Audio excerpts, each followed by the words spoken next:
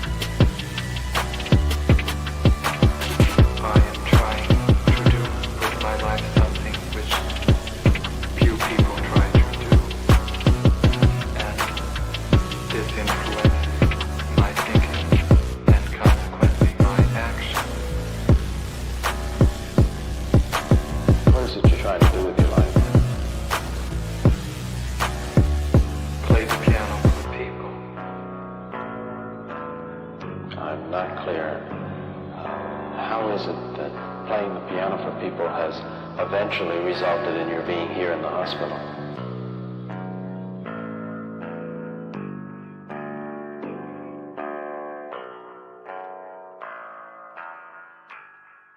That's difficult to answer.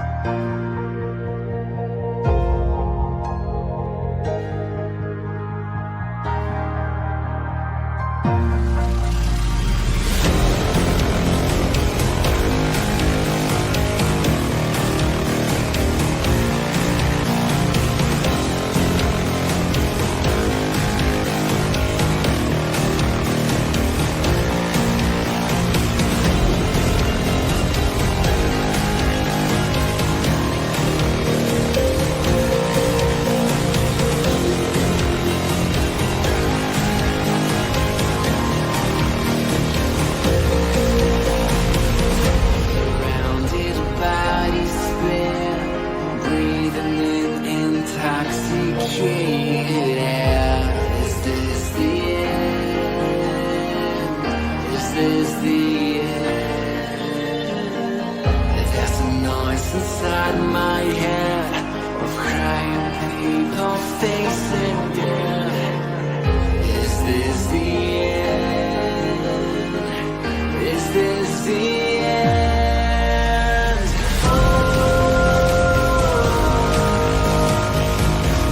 I'm burning in the stone here.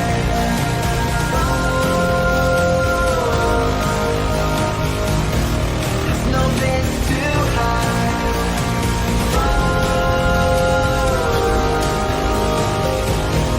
I'm burning in the stone here.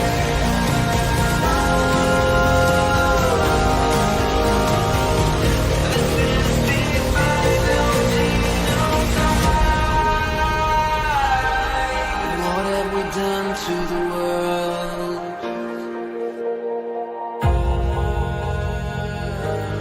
What have we done to the world?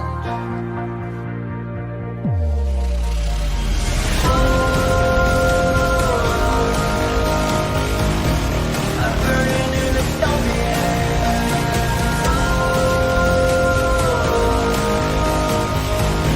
There's no place to hide.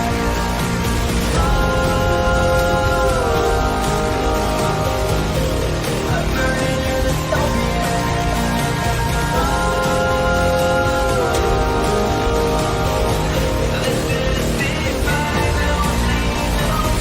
This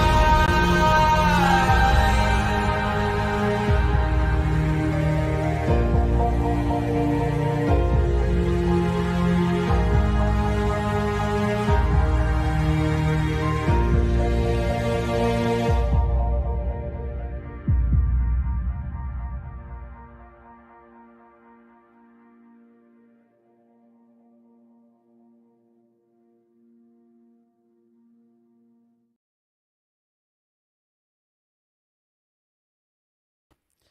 What up, everyone? Happy Friday. Happy Friday. Happy Friday. We did it. We made it through another week. And now we're going to kick back. We're going to have some beer and we're going to watch Nick Fuentes talk about Tucker Carlson. And that's going to be the way it is because on Fridays we try to do a little bit of lighter content, drama content, content that we can drink beer and have a good time to. And so we are going to be watching the expose that young Nicholas did earlier this week on Tucker Carlson because, of course, Tucker Carlson, and we watched this last week. Last week, Tucker Carlson released an interview with Candace Owens in which, well, neither Tucker nor Candace were very complimentary of young Nicholas here. And I gotta say, I didn't think it was a good look for Tucker. I didn't think it was a good look for Candace either. I didn't think it was a good look for Candace to throw Nick under the bus when she interviewed him, could have talked to him about anything, and all she wanted to do was complain and nag him for an hour. And so I don't think it was very becoming of Candace, and I don't think it was very becoming of Tucker Carlson. And quite frankly, it kind of makes me not want to trust anything that Tucker Carlson says. Because I don't think that Nick Fuentes is a gay fed living in his mom's basement. I think that that is just provably not true. Just like on the face of it, provably not true. The man owns a house. Someone showed up at his house to try to kill him. Like, we all know this story. So it's always disappointing when, I mean, I'm not going to say I'm like the biggest Tucker Carlson fan in the world. I'm not, but I kind of like Tucker being independent. I like that Tucker gets to talk to whoever he wants to talk to and say whatever he wants to say. I do think that some of the arguments that Tucker advances are a good thing. I do think the fact that he's being kind of a contrarian voice in this time where everyone has to bend over and take it from Benjamin Netanyahu in Israel, I think Tucker is the necessary voice. I was a little bit annoyed at how unfair and quite frankly intellectually dishonest he was regarding young Nicholas. Because, listen, you can say a lot of things about Nick Fuentes, and certainly I have many things to say about the Groypers. I'm not the biggest fan of the Groypers at the moment. But you can say a lot of things about Nick.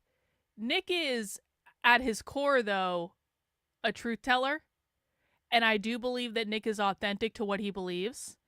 And I do believe that Nick is a reasonable person. I don't think he's gonna, like, people always used to ask me, like, Karlyn, don't you know Nick wants to burn you at the stake? And I'm like, well, okay, maybe, but is he actually gonna do that? Like, is he actually gonna burn me at the stake? Is that actually gonna happen? And if it's not, then I'm not actually really worried about it. Like, I don't actually think that that's a real consideration. And so it just like when people, I guess the thing that bothers me the most on the internet sometimes is just when people that you want to like and that you want to be able to support, they just turn out to be completely intellectually dishonest. And I have a really, listen, I have a hairpin trigger now when it comes to intellectual dishonesty. It's like, if you prove to me that you are intellectually dishonest one single time, I don't give a fuck what you have to say after that. I really don't. I'll give you an example. Benjamin Boyce is my go-to example for this. I used to love Benjamin Boyce. I do think that Benjamin Boyce's contributions in terms of the Evergreen series are amazing. I never said or did anything to Benjamin Boyce. And then Benjamin Boyce spread a smear campaign about me on the internet that was just provably untrue, went out of his way to spread a video that had already been debunked. When we called him out on it, he didn't take any responsibility. He deleted the video, pretended it never happened. No apology, no retraction, no nothing. And it's like, at that point, I'm like, yo, Benjamin, intellectually dishonest asshole. Okay, got it. You were intellectually dishonest from the beginning. How many other things have you lied about? Because here's the thing. Once a person is willing to lie about something, they're willing to lie about everything else. And I'm not talking about making a mistake. Mistakes are made. People make mistakes. We're human beings. We have to allow people to make mistakes. We have to allow people a chance to retract. We have to allow people the opportunity to correct the record. I am not saying that I'm infallible. I am saying that if I'm presented with evidence that I made a mistake, I'm very likely to go, oh shit, my bad, I'm real sorry about that. And that has happened to me many times where I thought something was true and then someone showed me something. I was like, oh shit, that really wasn't true and I was really wrong about that. And I have no problem admitting when I'm wrong because we're going to get things wrong. We're human beings. Again, the expectation, I think, of human beings is never perfection because we are imperfect creatures. And so you can never achieve a standard of perfection. The only standard you can achieve is, admitting when you got it wrong. And I just think there's enough evidence that Tucker Carlson got enough wrong about Nick Fuentes that I don't know if I can trust him on literally anything else if he won't admit what he got wrong about Nick. And I don't really know what Nick says in the show. I've kind of been locked away this week. I've been working on a book. By the way, I've been cranking on book writing the past several days. You guys you wait until you see the amount of content that I've written. I'm I am now in full on book writing hibernation, leave me the fuck alone mode. And I've cranked out 5 chapters of Queer Marxism and it's really, really good. We'll talk about that in a second. But I guess I'm just saying that because I haven't honestly really been paying attention this week to internet drama and yelling and fighting and all that stuff. So I honestly have no idea what Nick talks about in this. I'm sure people have rehashed it somewhere. I'm sure the clips are all over the internet. I haven't seen them because I've been working on a book. Okay? So yeah, and this is part of the reason why I wanted to watch this. I do know that Nick said he was going to be putting out more information on Tucker tonight. And so, this could go for a while because this episode's 2.5 hours long. I've got a whole bunch of beer. We might just do a whole double feature, depending on what time Nick gets started. Because if Nick gets started on time, it might be worth watching. If Nick decides to start 3 hours late, then, maybe that's not going to work so much. But I do want to watch this and I do want to see what Nick had to say because again, listen, I don't agree with Nick on everything. Nick certainly has opinions that I'm nah, bro, I'm not with you on that one. But I do think fundamentally Nick gets a lot of stuff right and he has a lot of insight that a lot of people don't give him credit for. I think he's an excellent analyst about, geopolitical affairs and stuff like that, especially with what's going on in the Middle East, especially with what's going on in Israel. And I think that he is fundamentally concerned about I really do think that Nick wants to know what the truth is. But that's actually part of the challenge with Nick, right? Because he's been questioning the narrative that's been provided to him since he's been 18 years old. And, so he's basically spent his entire adult life in a search for the truth, and not only in a search for the truth, but getting canceled every time he asks questions or makes jokes or things like that. So I do fundamentally think that Nick is more intellectually dishonest, or excuse me, oh my gosh, so don't clip that out of context. I do fundamentally think that Nick is more intellectually honest than most people on the internet. And I think that, obviously he's mad at Tucker, and obviously he wants to paint Tucker in the worst possible light. But I also think that he's probably right with a lot of things that he says, just because he's proven to be right over and over and over again. So anyway, we're going to listen to Nick, and we're going to see what he has to say, and we're going to have some beer, and we're going to do that. Of course, it is happy hour. So you know what's great? I didn't even have to leave my house today because I had so much leftover beer from other happy hours that I haven't drunk that I was just like, let's just round up all the old strays. And I don't even have to go to the store for beer today. And that's pretty great. We'll get to the beer in a second, guys. Actually, let's just do the beer now. Let's do the beer now. Hang on. I will talk about the beer now. So the tradition on happy hour is, guys, that I have 4 craft beers. I actually have much more extra beer than this. Sometimes people on the internet say I'm an alcoholic because I drink beer on stream on Fridays. Do you know how much leftover beer I have in my house, like, at all times? Because I'm not actually an alcoholic, but I do enjoy craft beer, and I do enjoy having a couple on Fridays. But I don't always drink all the beer that I buy. Sometimes it just sits around. I have like 2 different fridges that the beer is just in, and maybe Victor will drink it, and maybe it'll just sit around. Anyway, so what I'm going to do is I'm going to tell you about the 4 beers that I have here, and you guys are going to get to vote on which one I drink first.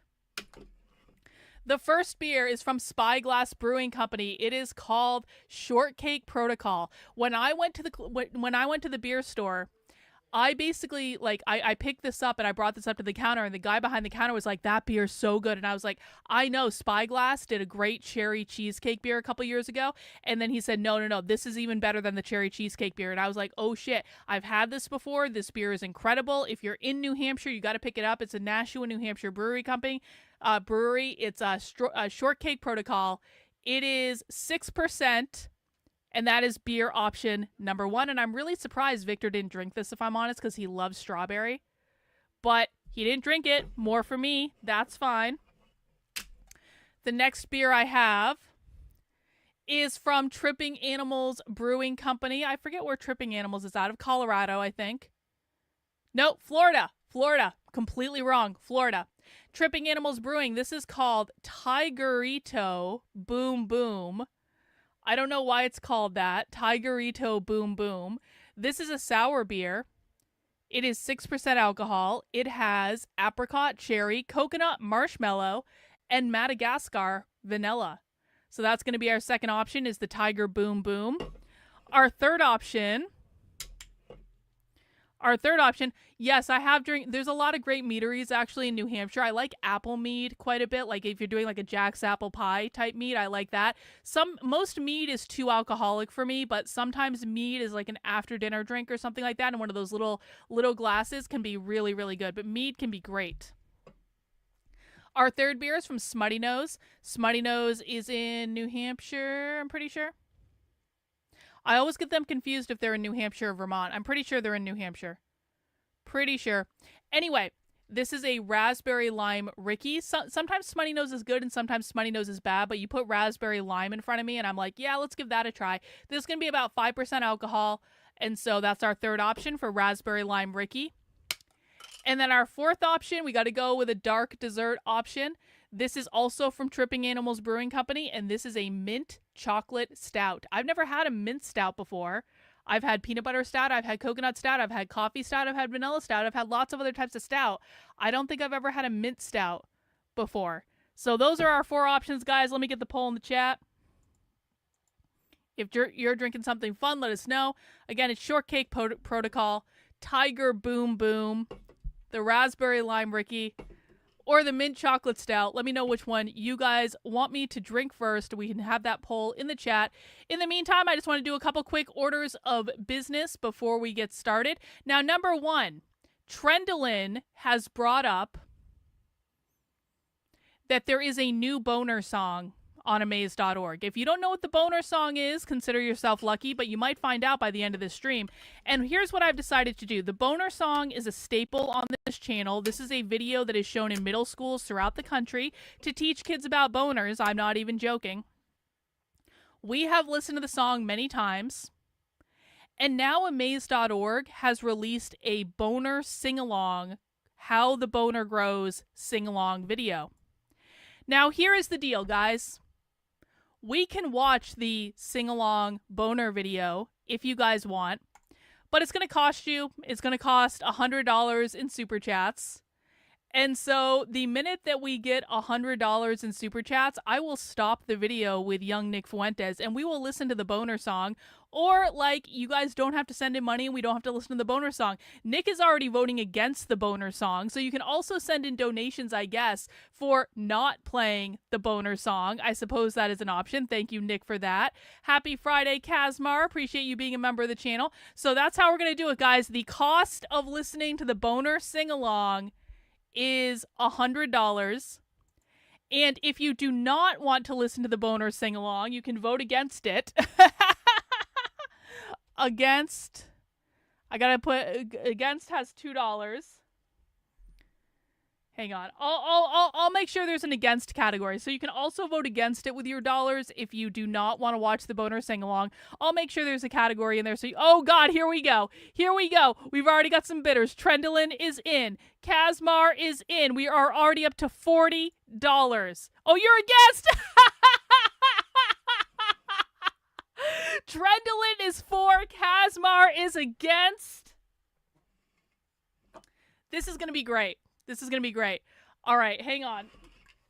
I gotta fix this. I gotta get my keyboard. Okay. You are yes to boner song? Oh, shit. Okay, we have a bidding war. Okay, hang on. I gotta make a thing. Okay.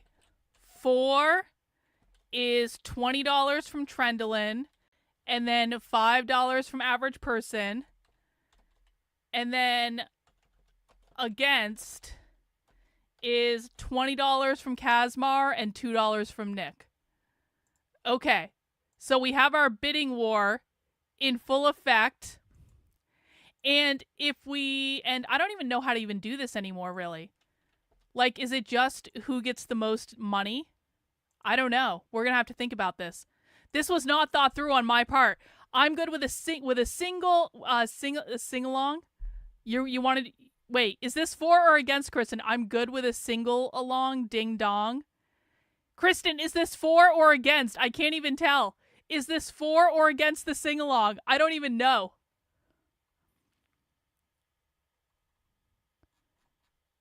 I don't know if Kristen is in favor of the sing along or against.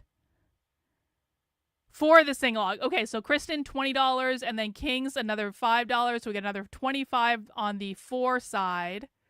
Okay, excellent. So that's 20, 40. So now it's 40 in favor of the song, 22 against. So you guys can keep sending in your super chats, and you know, if we hit $100, then if we hit $100 for the song, we'll listen to the song. If we hit $100 against the song, then people are going to have to pay more money to actually have us listen to the song. That's what it's going to be. If we hit $100 in super chats to listen to the song, then we will listen to the song. However, if the against people reach $100 first, then there's going to be an additional goal to get for the song, okay? So it's going to be like a runoff. So if you really don't want to listen to the song, then send in enough super chats to get to $100 before the 4 people send theirs in. That's what we're going to do. Does everyone understand the rules, okay? You can donate on Rumble as well if you feel like it. And that's what we'll do. Let me know if I can clarify the rules. I'm making these up on the fly, so they may not make sense, but they make sense to me, so that's really what matters. So that is what we're doing with the boner song. I told you guys that I have been cranking on this Queer Marxism book I'm working on. I actually did a whole revision to the Mattachine Society chapter that I already launched on the Red Menace Collective. And so there's going to be a lot of new chapters coming out of this book I'm writing. As a reminder, guys, the Red Menace Collective is a Substack where I publish draft chapters of my books before I actually publish the book, so you can actually see the books come together. It is redmenaccollective.substack.com. I'm currently working on a book about the creation and evolution of queer Marxism as a subculture that has resulted in all the crazy dystopian leftist shit that we have to deal with today. It actually started back in the 50s. Can you imagine that? This has been going on for a long ass time.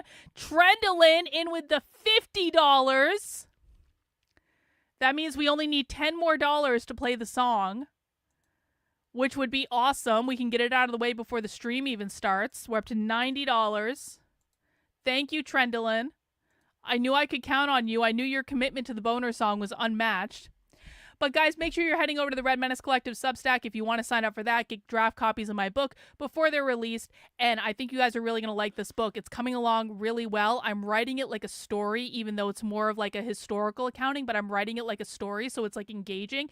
It is insane how long this queer bullshit has been in our culture, honestly, and the whole evolution of it, it's gonna blow your guys' mind. Yo, we got the boner song goal! Thanks, Soul Quest. We hit the goal. Look at that. Hit the goal, so we're gonna do the boner song before the stream even begins. Thank you guys. Sorry for the people who voted against it, but I do appreciate your money. Thank you guys for that. One final announcement before we do the boner song, and I'll get that beer poll, and then we will watch Nick and Tucker Carlson. So, guys, I'm going to be rebranding my merchandise store because I cannot stand the word woke anymore, and it really breaks my heart because I do love the name of my store. It's called the Unwoke Art Store. It's been the Unwoke Art Store for years. I personally cannot stand the word woke anymore, though, so I have to rebrand it. I'm going to be naming it something new. But, and when I rebrand the store, which is going to be next week, I'm basically going to be taking a lot of merchandise out of the store, and we're going to kind of start fresh. We're going to do a lot of limited edition, small run, like cool t-shirts and designs and stuff like that. I'm telling you this because some of the merchandise that is currently in the store is going to stay in the store. Some of the merchandise is not going to be in the store anymore.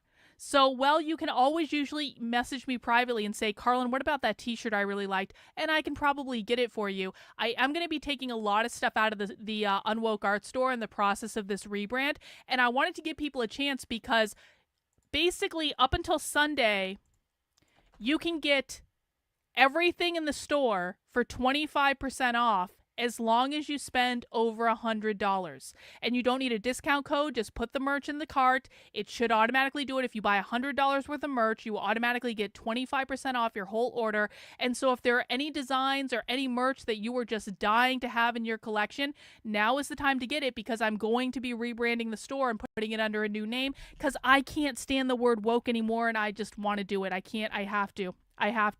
Sorry. Thank you, Grandma Nay. I appreciate that. And so if you have any merch you want to get in the store, there's lots of cool stuff. I genuinely love every design I have. I'm wearing one of the designs right now. I'm actually wearing this one. The 4 Goals of the Woke Left design.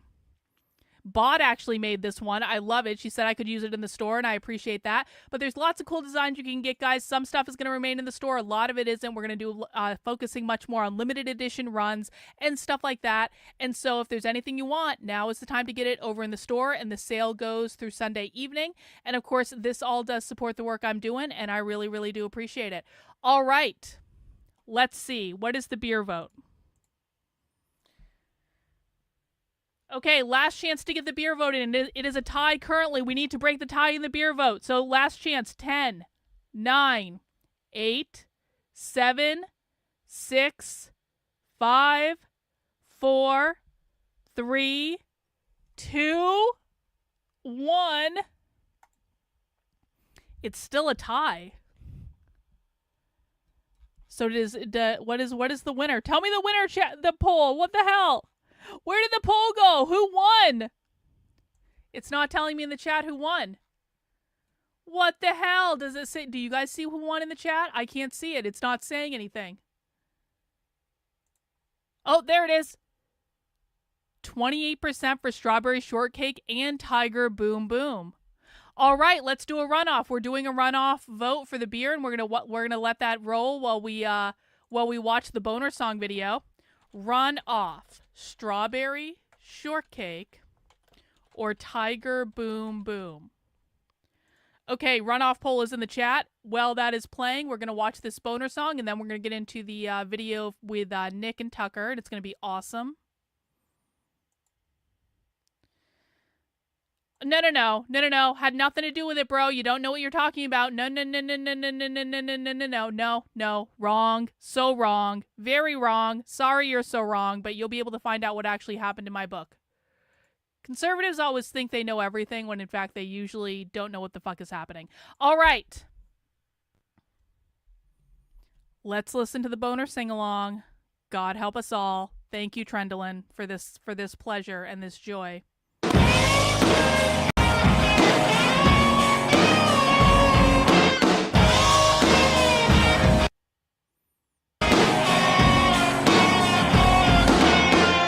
It sure feels funny to know I'm not alone, right on the money. I'm not singing. He stands up on his own. Since I was little, he's always been my friend, but now my middle can beat me around the bend. Oh no, 'cause that's how the boner grows. That's how the boner grows. Tell me I'm not alone. Out in the sand we make impressions where we're at. Might come in handy if you need to change a flag. Oh, my crazy compass is way out of control, and my equator grows another pole. Oh, that's how the boner grows.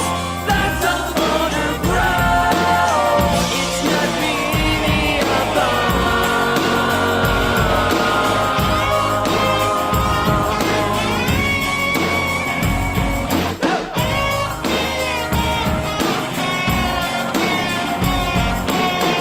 They say it's normal. Each guy gets his own, so we've erected all these monuments in stone. That never gets old, by the way. That's how the boner grows. That's how the boner grows. That's how the boner grows. That's how the boner grows. So I'm never alone.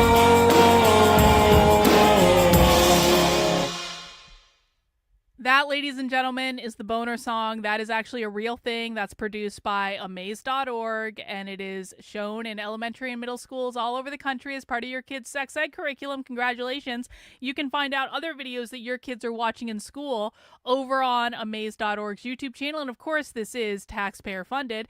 And so, yup, I mean, the boner song is pretty wholesome. You gotta admit it. But there are some videos on this channel that are not wholesome at all. There's a video about how all porn stars are white and you should not expect to sleep with people who have good bodies and stuff like that. And so amaze.org is a great little treasure trove of leftist content, and the boner song is going to be stuck in your head for the rest of the week. I hope you guys enjoyed it. Let's see. Beer poll. Tiger Boom Boom is the winner. So we're going to pour ourselves a beer and we're going to watch this video of young Nicholas ripping Tucker Carlson a new one. If you guys are drinking anything fun, do let us know in the chat. Let's get this beer poured. Let's see what color it's going to be. I'm surprised Tiger Boom Boom won, but it does have a cool name and has a cool can. Oh, look at the color. It's pretty. Pretty color. Cheers, everyone. Happy Friday.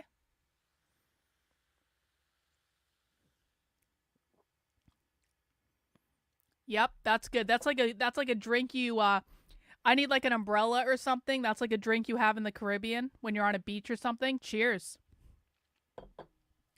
All right, let's dig into it. This is what you guys are all here for. Let's watch Nick Fuentes exposing Tucker Carlson from earlier this week. Let's see what he had to say.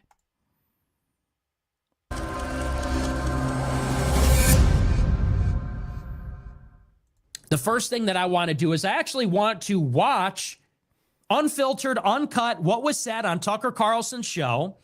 It's 5 minutes, so bear with me. I will do my best not to interrupt. We're just going to play it straight through because I want you to see the whole conversation. Nothing to hide here. I want you to see it. I want you to watch it. I want you to hear the context and the back and forth. I already have my notes. I took out the sections for analysis later on that I'm going to respond to, but I want you to watch the whole thing unfiltered right now. So this is from Tucker Carlson's show this afternoon. For context, I don't know when this was filmed. It was released today, but I don't know when this was recorded. It had to have been after America bombed Iran in the middle of June, and it had to have taken place, or I suppose it would have taken place after Candace dropped the interview at the beginning of July. So this was filmed sometime in July, I believe, but it was released this afternoon. This was Candace on Tucker. They talked about a lot of different things, but then they did about 15 or 20 minutes on me. This is from my updates channel. This is the 5-minute relevant part. We'll play this, we'll watch, then we'll react to it. Okay, here it is. Oh, hang on, I got to turn my desktop audio on. Here we go. Tracking Joe Kent, Joe Kent worked as a CIA contractor, paramilitary contractor. He was in the U.S. military for years fighting our neocon wars. And his wife was killed in Syria in one of those wars. Joe Kent is the single most sincere critic, and I would say the one with the most credibility in the United States to say this foreign policy is bad. It killed my wife. I was a part of it. Joe Kent is actually someone the CIA doesn't like at all because he understands how it operates. And for Nick Fuentes, who's like some child from Chicago, to go after him specifically, one congressional seat in Washington State. That is random. It's not random, though. It's the opposite of random. Joe Kent was number one on the list of people they wanted to knock off, people who believe in our neocon foreign policy. They wanted Joe Kent out because he could stand up and say, I actually know. I've got the receipts. My wife was killed in Syria. You had to take that guy out. And Nick Fuentes, this child, this weird little gay kid in his basement in Chicago, is participating in a super PAC to bump off Joe Kent. Like, I've been around this my whole life. I know what that is. Hey, thanks, Ish. Appreciate an organized it. effort. Yeah. And he also did the Congrats, thing Mr. that Mister. David Duke always did, including to me, which is be like, oh, yeah, it's my friend. And everyone's like, oh, Tucker Carlson's been endorsed by David Duke. I've been making like the anti-racist argument my whole life. Right. Like, I'm not for David Duke. Do I think David Duke is right when he's against affirmative action? You bet I do. But I'm not for David Duke. But David Duke would try to discredit people by hugging them. And that's exactly what Fuentes did. He goes out there, meet all these people, show up, hi, I'm Nick Fuentes. Can I get my picture with you?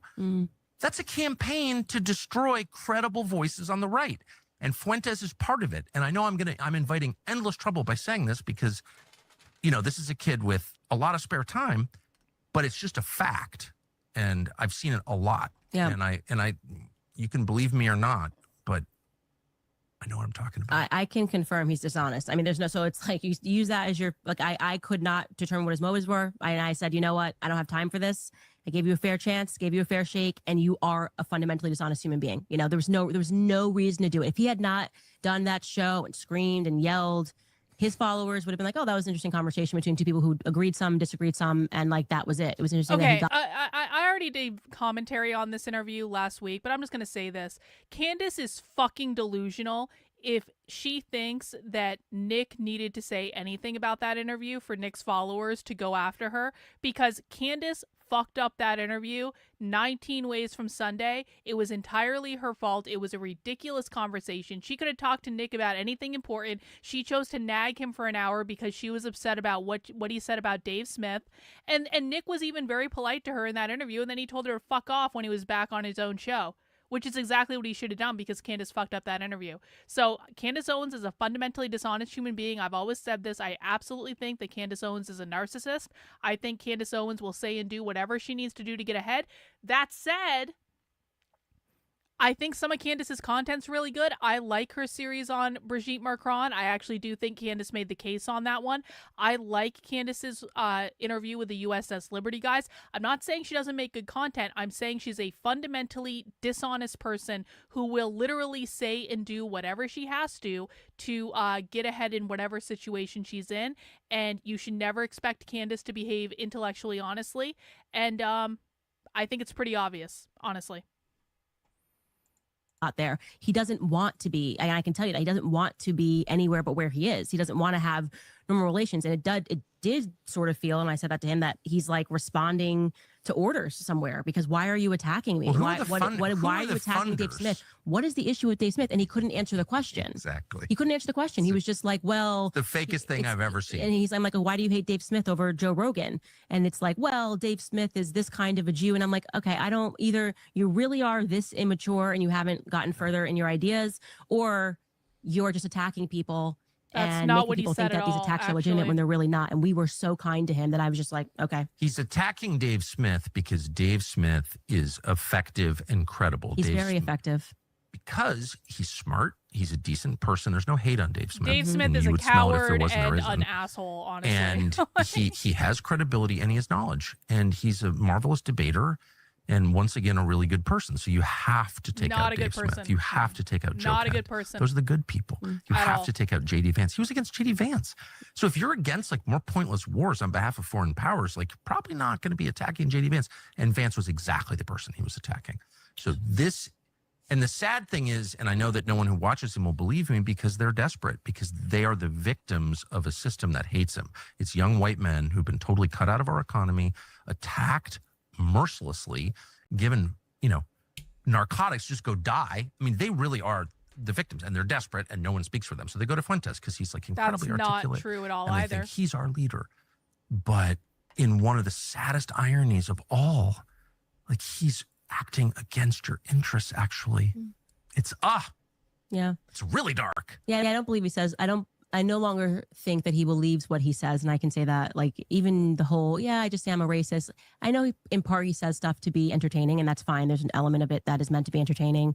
But you got on a flight to come down onto a podcast with a black woman. Like, I don't think you're racist. I don't believe your ideas that women, it's like, women need to shut up. It's like, okay, why are you on my podcast? Why are you saying that you want people to have you on their podcasts? So there's just there's a gap between what he says and how he acts. And for me, that's just worthy of dismissing, full stop.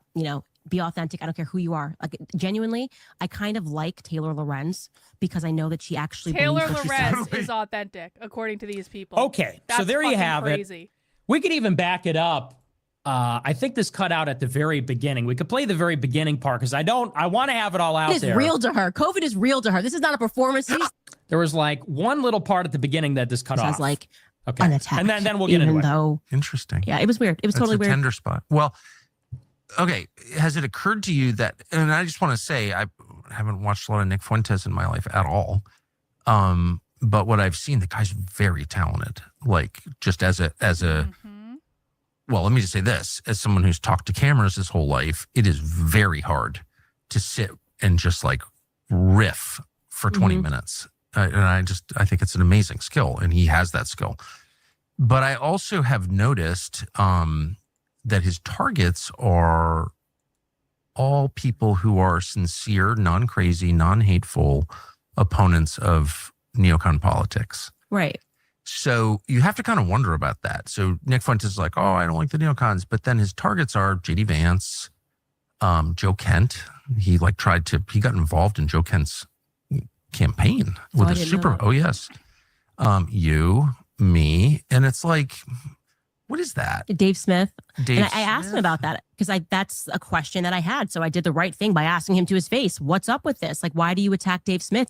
Say that like your biggest critique is that America's being controlled by Israel. Then you have Dave Smith, who's been such a sound voice. And by the way, opposite experience with Dave Smith. I have my podcast. He's a fantastic human One being. of the I nicest, judge Dave people. Smith is one of the nicest people Fantastic ever. human. Yes. And so I He's judge really people not. according Dave to Smith- my listen. experiences with them. And so Nick is being judged according to Listen, my. I have had my own run-ins with Dave Smith. I have absolutely no trouble believing that Candace Owens and Tucker Carlson had a great experience with Dave Smith because they have things Dave Smith wanted. Tucker Carlson and Candace Owens had a great experience with Dave Smith and think that Dave Smith is a great person because they had things that Dave Smith wanted. I have had a very different experience with Dave Smith. I think Dave Smith is an intellectually dishonest shill and a coward who will say and do whatever he needs to do to be famous and to make money because his wife wants expensive things And so Dave Smith needs to make the money to provide his wife with those expensive things. And I think he's willing to say and do whatever he needs to in order to get the money to provide his wife with expensive things. Now, whatever, man, live your life, do whatever you want. But Dave Smith has a lot of reason to be very nice to Tucker Carlson and to Candace Owens that isn't necessarily reflective of who Dave Smith is when he's not around people that can help him be famous and make him money. Experience with him, and but like, what is this? I don't get Where it. does I don't the funding understand come it. from? I probably shouldn't even say this, but the only reason I know who he is because someone sent me a video a few years ago of him attacking me, and I was like, so I'm looking at this, and I'm like, well, first of all, this kid's really talented, like legit, and I can assess that just having done the job for so long. So I was like, wow, lots of talent, native talent, and he's attacking my dad as a CIA, his dad's in the CIA or whatever, and I'm like, well, that's no. Untrue. Then my father dies, and I learn actually, was involved in that world. I was completely shocked by it. So no one has to believe me, but that's just a fact. right. This was in March of this year. And I'm like, well, how the hell would this child from Chicago? My dad was 84 when he passed. Like, who's this guy know who my dad is? And like, he's in intelligence. How would he know that? And I Wait, so that was his critique of you because I didn't see it. It was like, he's like, someone just sent me this video and it was like, you can't believe anything Carlson says because his father was in the CIA and he's a CIA working on behalf of the CIA. Well, I mean, I think it's pretty obvious, and I actually feel emotional in my anger towards CIA. And I think that comes out on the air quite regularly. right. And so the idea that I'm working for the CIA is like deranged. Well, if it helps, he said I'm funded by Russia. Now, since the interview, he then did a thing and said I was funded by But you Russia. would be So, okay. a lot more likely to take Russian money than I would be to work for the CIA, because you would never take Russian money, and you're not Russian. But I mean, I really hate the CIA, and I mean, Right. I mean, that's like very offensive to me. So why would you? It's like personal for you. Well, a little bit. Yeah. And anyway, like, who is this kid exactly? Mm-hmm. And maybe it's just an accident that the guy exclusively goes after people who are in roughly the same. And then he gets up there and he's like, making Holocaust jokes. And it's like, is it possible that this is like David Duke? And David Duke, every time I had a new show, David Duke would endorse my show. I don't know, who the hell is David Duke? Well, David Duke is obviously part of a campaign to discredit people on the right, obviously. And I think it's very obvious that Nick Fuentes is exactly the same. Doesn't mean everything he says is false. It doesn't mean he's not talented. He's enormously talented. Doesn't mean he's a bad person. I'm not attacking him personally, but he is clearly part of a campaign to discredit non-crazy right voices. That's obvious to me. I've been around a long time. I know it when I see it. Yeah, and I will say Is it possible that Nick Fuentes just has intellectual disagreements and that he's trying to demonstrate what those intellectual disagreements are based on the background and the behaviors of the people he's talking about? Is it possible that Nick Fuentes has different values than Tucker Carlson and Candace Owens? Is it possible that he's allowed to have opinions that they don't agree with and that he's allowed to express those opinions?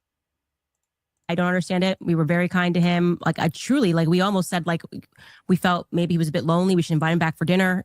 I mean, that's how good of an experience I had. Clearly it's and then it was a 180. So it's either A, it's being driven from like a little boy insecurity, and he just was so worried that he like just went on the attack because he doesn't know how to have normal relations after being banned everywhere. Well, I think that could be one element. The angry gay kid. These people are evaluating Nick's psychology. They're talking about Nick being a lonely gay kid in his basement. They're the ones making personal attacks, and then they're like, I just can't understand why he would make personal attacks against me and say my father is in the CIA. Thing going on. Yeah. Or it's what you're saying, where he does this, he's lying to everybody and pretending that things are one way when it's not. I can say why is he attacking Joe Kent, who, I mean, Joe Kent worked as a CIA contractor, paramilitary contractor. This is where the other clip began. Okay, so that's the whole thing. I think that was about 10 minutes. I'm going to go back to the screen. And I want to break down every major claim that was made in that clip. Now you've seen the whole thing and you sort of get the gist of it. And I'll lay it out at the very beginning so we can kind of organize this a little bit. So in the first place, we have some really easy stuff to get out of the way. Number one, Candace makes this claim. I really want to focus on what Tucker said. We've done the Candace stuff to death already. But she says, I was treated so well. We were going to invite him to dinner. He had no answer on Dave Smith. Suffice to say, I think that's a misrepresentation of how that went, of the entire thing. I've already been over that many times. The consensus from, I think, nearly everybody that watched, including people that are mutual friends, people that are friends with Candace and me, people like Myron Gaines, people like Dan Bilzerian, other people that I don't want to name on the show. The consensus was that she was very rude to me. It was very combative. It was effectively a setup where she aired out personal slights and misrepresented what it was going to be from the outset, which was supposed to be maybe a fair or friendly conversation, but turned out to be more of a hit job behind a paywall. We can kind of leave that aside for our purposes tonight. We won't really relitigate that on this show. Another thing that was mentioned, which I think is really important, very briefly, is Tucker Carlson said that he did not know his dad was in the CIA until his father passed this year in March. And I just want to say very briefly, that is a very, very important thing that he said. Because if he's lying about that, in my opinion, it calls into question in a very serious way whether he is a sincere or honest person, in particular about his relationship or his family's relationship with the CIA. And spoiler alert, that is a lie. It's a very strange, bald-faced lie. You just watched him in his own show, and he said specifically, I did not know my father was in the CIA until he died, which was in March 2025. He said, and I was, quote, shocked to learn this. Well, we have the clip. In June 2024, he was on Sean Ryan's show, and he said, my father is in the CIA, when his father was very much alive. In addition, he gave details about it. He said that he lived down the street growing up from the CIA officer who was involved in the overthrow of Iran's government led by Mossadegh in the 1950s. So this raises some serious questions. Why would you lie about that? It's on record that you lied about it. And in particular, why would you lie in such a way? He said he was shocked to know that. But as we're going to work through the material, it's very clear there was no surprise. Not only did Tucker Carlson know that his father was in the CIA, he had to intimately know, because Dick Carlson, his father, was very involved in the CIA. It's not peripheral. It wasn't a footnote. His father was a CIA man and played a crucial role at the CIA. I will read you quotes from testimony that he gave, recorded by C-SPAN. And It's just a... Okay, that's a horrible freeze frame for Nick. We're not going to do Nick. That's not better. Come on. Okay, that's... Okay, good freeze frame. Okay, we don't do Nick dirty with the freeze frames. All right. It is a bizarre thing for Tucker Carlson to do, to lie so overtly and aggressively about this, because it's like, I knew about Tucker's father being in the CIA. Like, and listen, I don't pay attention to all this stuff, and quite frankly, I don't really care unless it's relevant to something that I'm involved with. But like, I knew that. And for Tucker Carlson to go and just flat out lie to Candace on something that is so easy to disprove. This is when I really start questioning people, and when I start questioning everything that people say. If you are willing to lie about something that is so easy to disprove, then what else are you lying about? And why should I listen to literally anything else you have to say? Material, it's very clear there was no surprise. Not only did Tucker Carlson know that his father was in the CIA, he had to intimately know, because Dick Carlson, his father, was very involved in the CIA. It's not peripheral. It wasn't a footnote. His father was a CIA man and played a crucial role at the CIA. I will read you quotes from testimony that he gave, recorded by C-SPAN in the 1990s, where he talks about how instrumental Dick Carlson was, his father was, in the overthrow of Soviet Union governments, or governments backed by the Soviet Union, of Tiananmen Square in China, his relationship with neocon nonprofits after he left Voice of America and the other organizations he was a part of. So for Tucker to say not only did he not know, but he was shocked, that does not pass a smell test at all. That is a brazen lie, a strange and weird lie that he compounded by saying, not only did I not know, I was surprised. Well, that is absolutely not the case. And for him to misrepresent his knowledge, what he knew, when he knew it, in such a provably false way is very strange to me. And I think it calls into question his credibility on that subject. But we'll go through that. On every now, subject. those, not in just my on opinion, that. are more minor things. In broad strokes, the big argument that I want to focus on tonight, he said that what I represent is a campaign.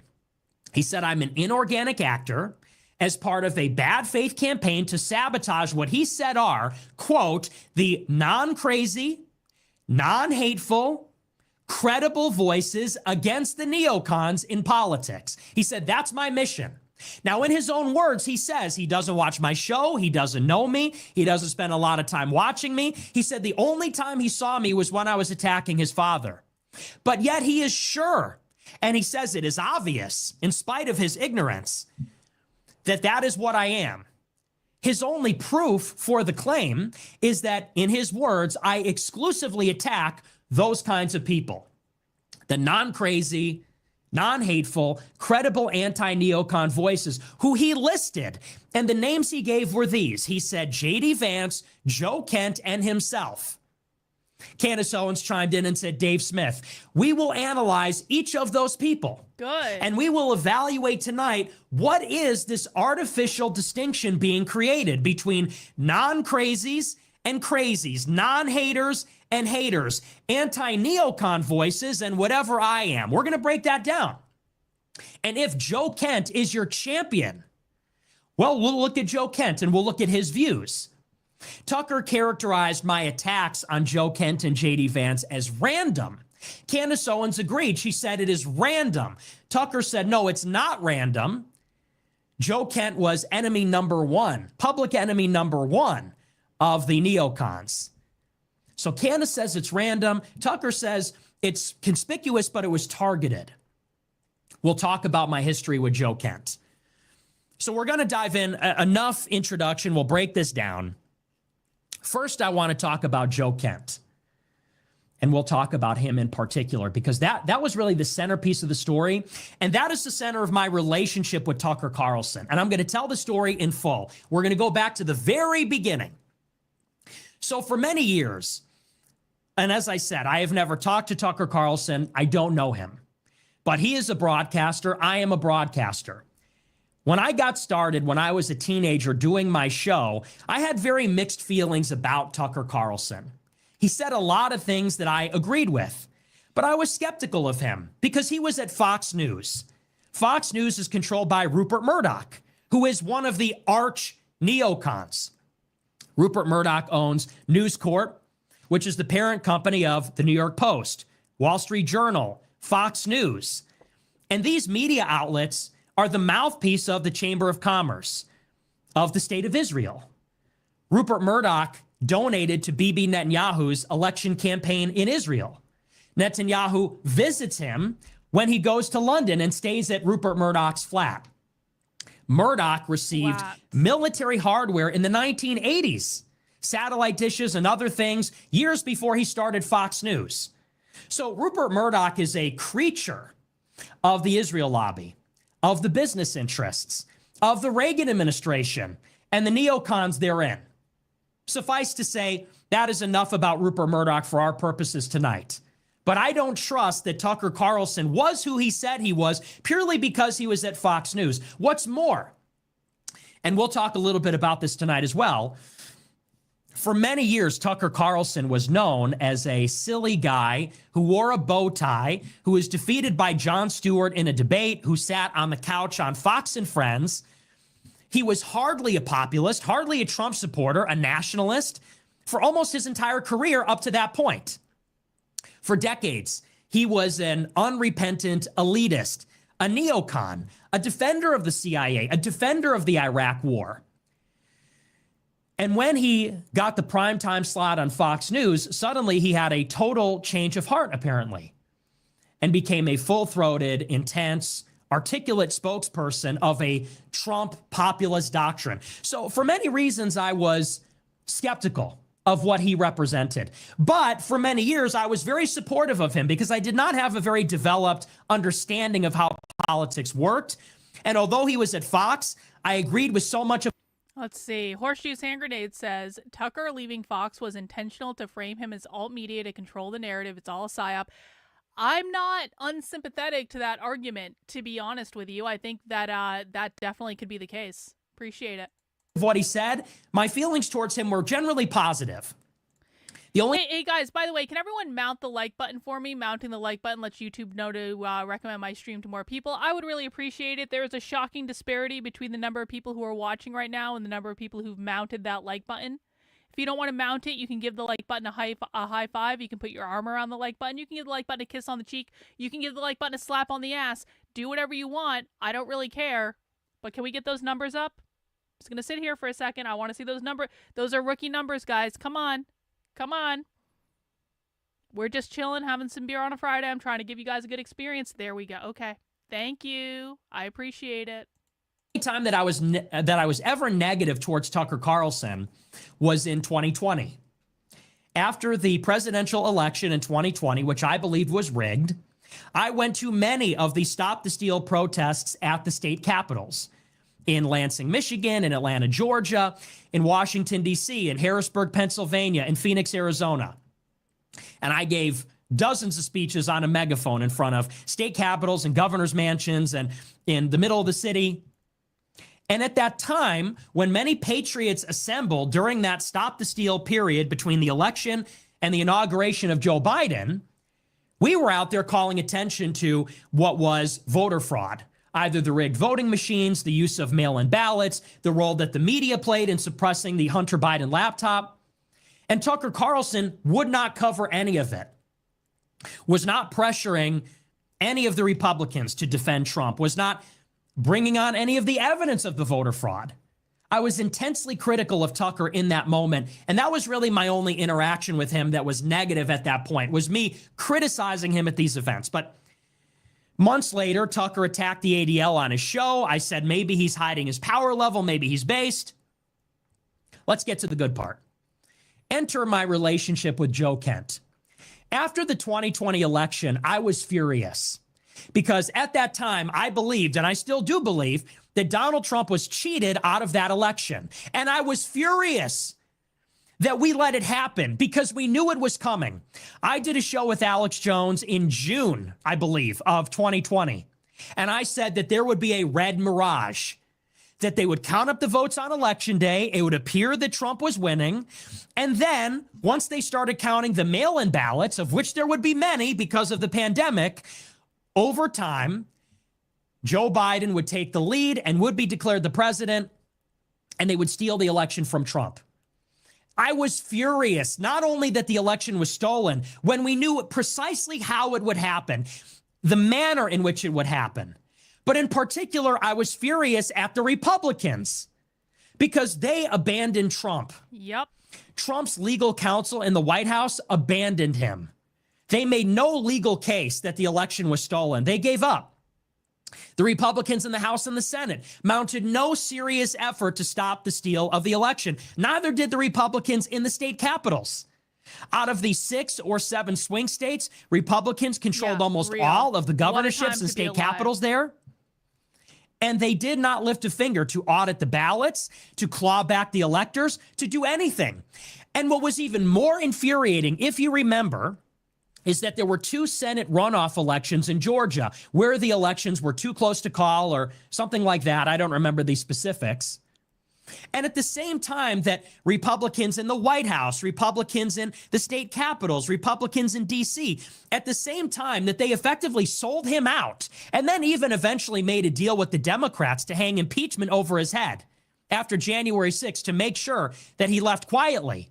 At the same time that they were abandoning Trump, they were demanding that everybody turn out and vote for Kelly Loeffler and David Perdue, who in my view were extremely corrupt and represented the epitome of the Republican establishment. This is all important context. I'm telling you this for a reason.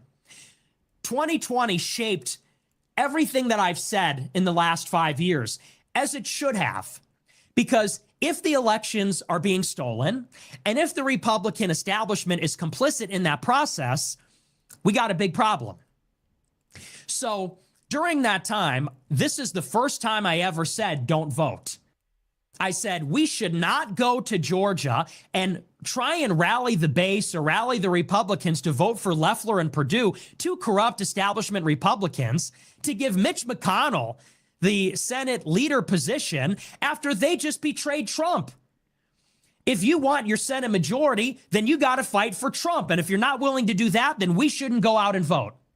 Now, at that time, I had a major dispute with a Republican operative named Ryan Gerdusky.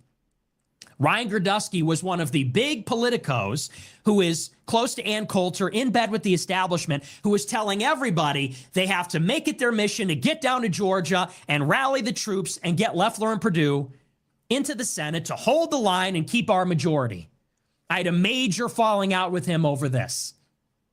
Now, in response to what happened in the all-important 2020 election, again, Tucker did nothing for us during that time. In fact, he was attacking the people that were trying to litigate it on Trump's behalf. After Ryan Gerdusky said, Trump is over, we got to go to Georgia and help Loeffler and Perdue. After I was telling people, stay home, don't vote for these rhinos, I had this idea in 2021. And my idea in 2021 was America First candidates. I said, you know what? We can't count on the Republicans. They betrayed Trump. The Republicans in the House and the Senate, although they made gestures towards trying to stop the steal, like some of the lawsuits and some of the machinations they planned to do on J6, there was never a serious attempt to keep Trump in office other than from Garrett Ziegler under Peter Navarro. I said, in response to this, we need real America First guys that can back Trump up. So I was building up my nonprofit, America First Foundation. I was building up my political infrastructure. We were trying to enter politics. In February 2021, Representative Paul Gosar from Arizona spoke at my conference. So we were trying to increase our presence in the Capitol. I called up Ryan Gerdusky, my friend. I called up a bunch of people that I was close to. And I said, who is good? Who is solidly America First? Who is a Trump ally that is worthy of my support and the support of the Groypers in the midterms in 2022? Because I would like to support them. I'd like to fundraise for them. I would like to get the Groypers on social media and on the ground to get them elected. I talked to somebody from the administration, not Ryan Gerdusky, and I'm not going to say who, but somebody passed me a list. And they said, these are the guys that have Trump's back. And some of the names were Joe Kent, who is running in Washington State, J.D. Vance, who is running for Senate in Ohio, Blake Masters running for Senate in Arizona, Patrick Witt, who is running for Congress in Georgia, Gibbs, who is running for Congress in Michigan. And there were a number of other names too, but those are the ones that I remember, and those are the ones that I have in my notes from many, many years ago. Now, I got in touch with Joe Kent in 2021. We'll focus on him. I got in touch with Joe Kent through his campaign consultant, Matt Brain. Hang on. You think the important thing is whether or not Trump supports the Groypers? Bro, you got that backwards. You don't know what the fuck you're talking about. Trump is completely cucked to Israel. The entire Republican Party is completely fucking owned by Israel. Who in the fuck gives a... Who cares what Trump supports? The Groypers are going to live on long after Trump has left office. The Groypers are going to be the ones that, hopefully, fingers crossed, finally push the fucking right to give up on supporting Israel before they support America. The Groypers are far more powerful than Trump will be in the long-term future. Trump is over after this administration. It's done. Ain't nothing else he can do. He's not running for a third term. Trump is already basically a lame duck president. They're going to lose in the midterms. He's not going to be able to do anything for the last 2 years of his presidency anyway. So who the fuck cares what Trump supports? I didn't vote for Trump. Nick didn't vote for Trump. The Groypers didn't vote for Trump.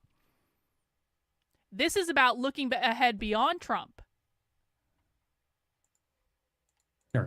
Matt Brainerd was an exhibitor at my conference at AFPAC 2 in February 2021. This is a month after the events of January 6th and the Senate runoff. So I knew Matt Brainerd. I had a relationship with him. I was introduced to him by Michelle Malkin. She was friends with him. He was very involved in Stop the Steal, as was she. Matt Brainerd put me in touch with Joe Kent. I had a phone call with Joe Kent, I believe in the summer of 2021. And the phone call went like this. I called up Joe Kent, which, by the way, he does not deny, and I have text messages with him. I said, listen up, Joe. We want to support you in this election. I said, we want to help you build up your social media. We want to retweet your profile. We want the Groypers to support you. We want to door knock for you. We want to fundraise for you.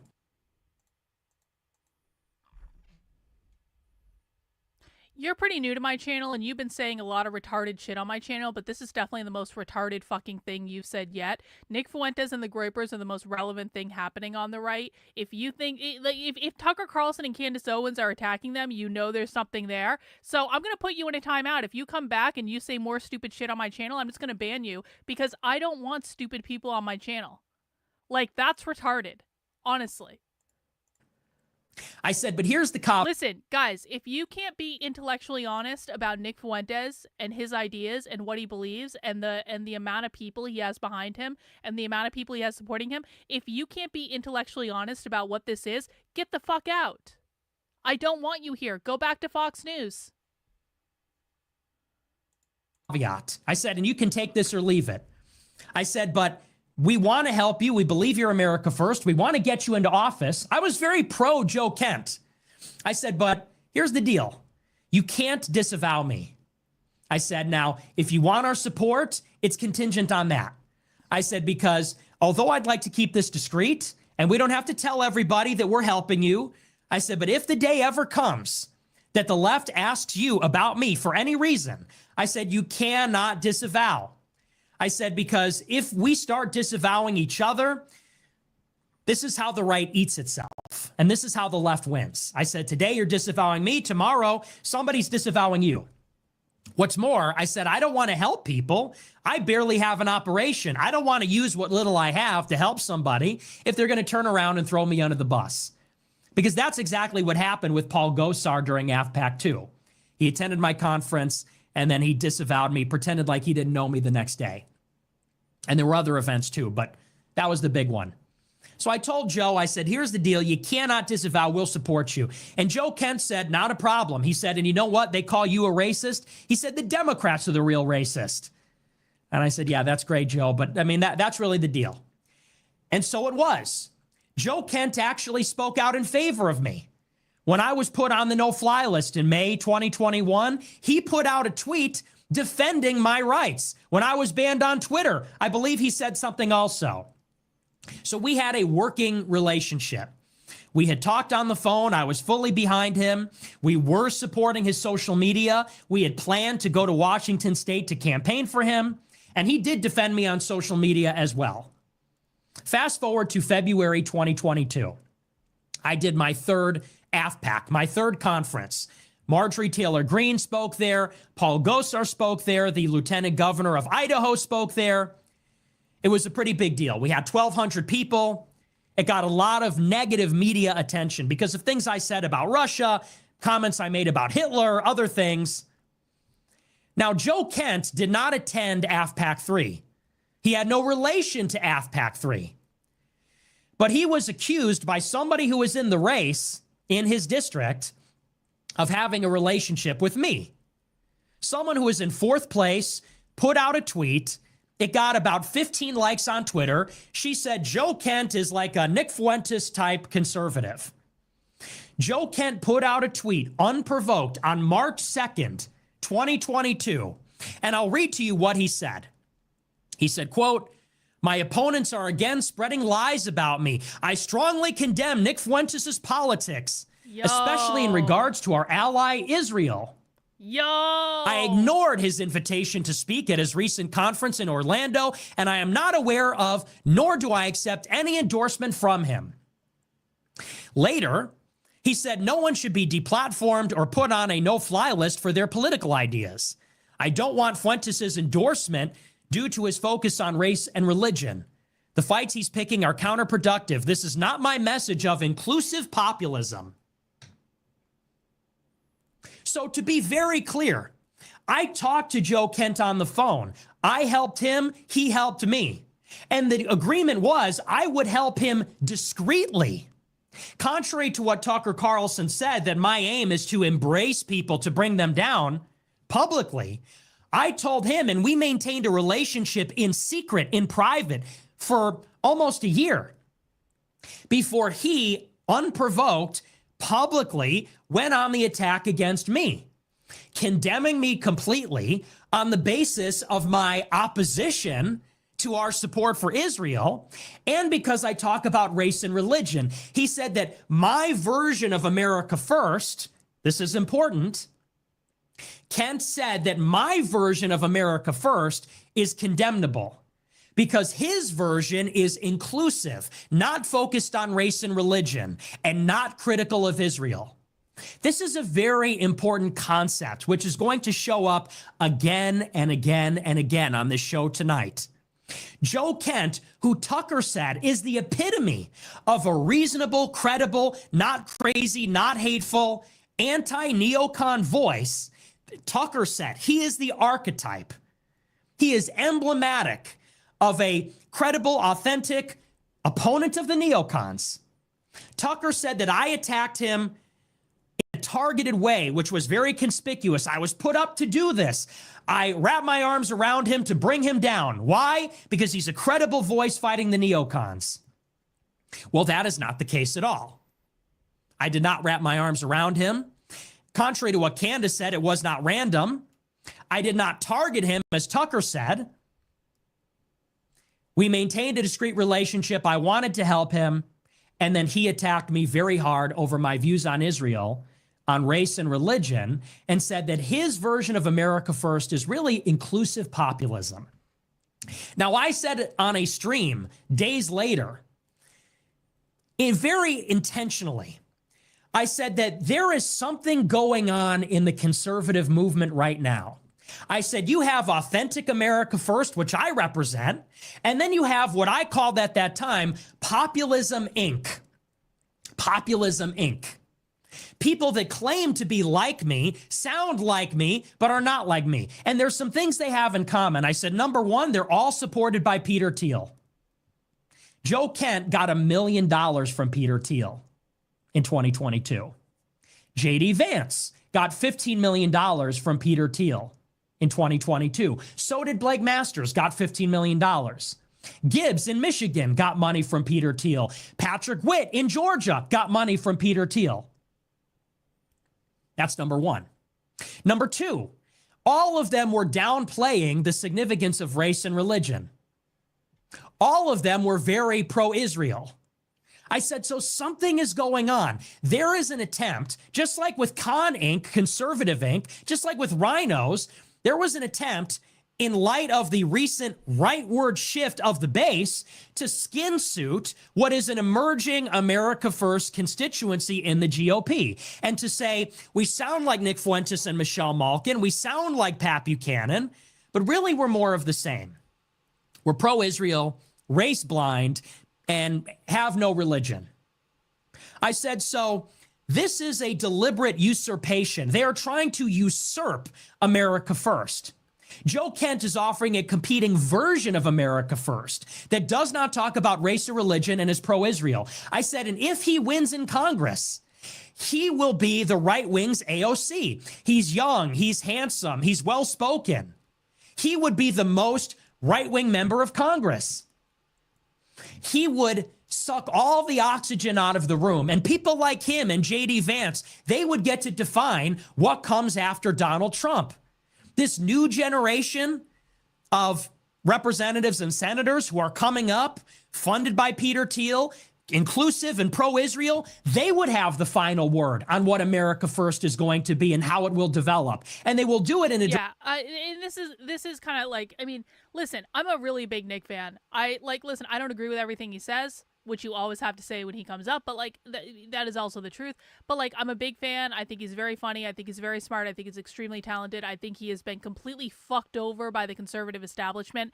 I think there are countless people that have been fucked over by the conservative establishment, but Nick is like at the top of the list. And if you look at what's happened to Nick, that has happened to so many other people who were just trying to like tell the truth or, you know, have a show on the internet or do something, and the conservative establishment had to smear them and defame them. This happened to me on a much smaller scale than it did to Nick after I stopped using the conservative talking points they gave me in 2020. So I understand all of this. And the thing of it is like, you don't have to agree with Nick on everything, but there is not a single intellectually honest person that can look at Nick Fuentes and not understand that he's extremely smart and extremely insightful. And there's a reason why the conservative establishment has gone out of their way to smear him and defame him for years and years and years and years and years. And so even if you don't agree with what he says, he needs to be defended at all costs, honestly.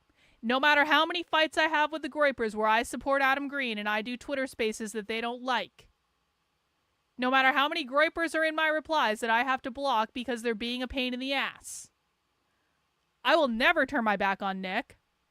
I will never stop supporting Nick. There is almost nothing he can do to get me to crash out on him the way so many others have, because he is necessary. What Nick is doing is necessary to balance out all of the inauthentic grifting bullshit that we are all inundated with all the time. So you don't have to like him. You don't have to agree with him, but recognize the value that he offers and recognize that he is a necessary part of the system to balance out all of the bullshit that we are served up on a silver platter every single day by all of these people who have platforms, and the ones that we're supposed to listen to, and the ones that use the approved talking points, and then they take their trips to Israel after that. We are Nick respecters on this channel. And if you don't like that, you don't have to be here. There's the door. Direction that's pro-Israel and all these other things. I said that cannot be allowed to happen. He will become a danger, because if someone like that would disavow me, then there goes any possibility that someone like myself could influence Congress, or someone who has similar views to me could influence the government, because they will be swatted down by these usurpers who are telling the body politic, you don't want to listen to those racist, religious nut jobs, those anti-Israel people. Our America First is inclusive. I said, so he cannot win. What's more, I said, there needs to be a pain mechanism. I said, we need to make an example out of Joe Kent. He went out of his way to disavow me for being critical of Israel. And I said in a stream in 2022, after he said this, I stated my intentions openly.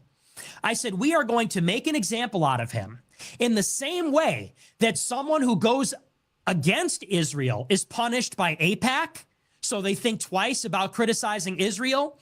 I said, we need to do the opposite.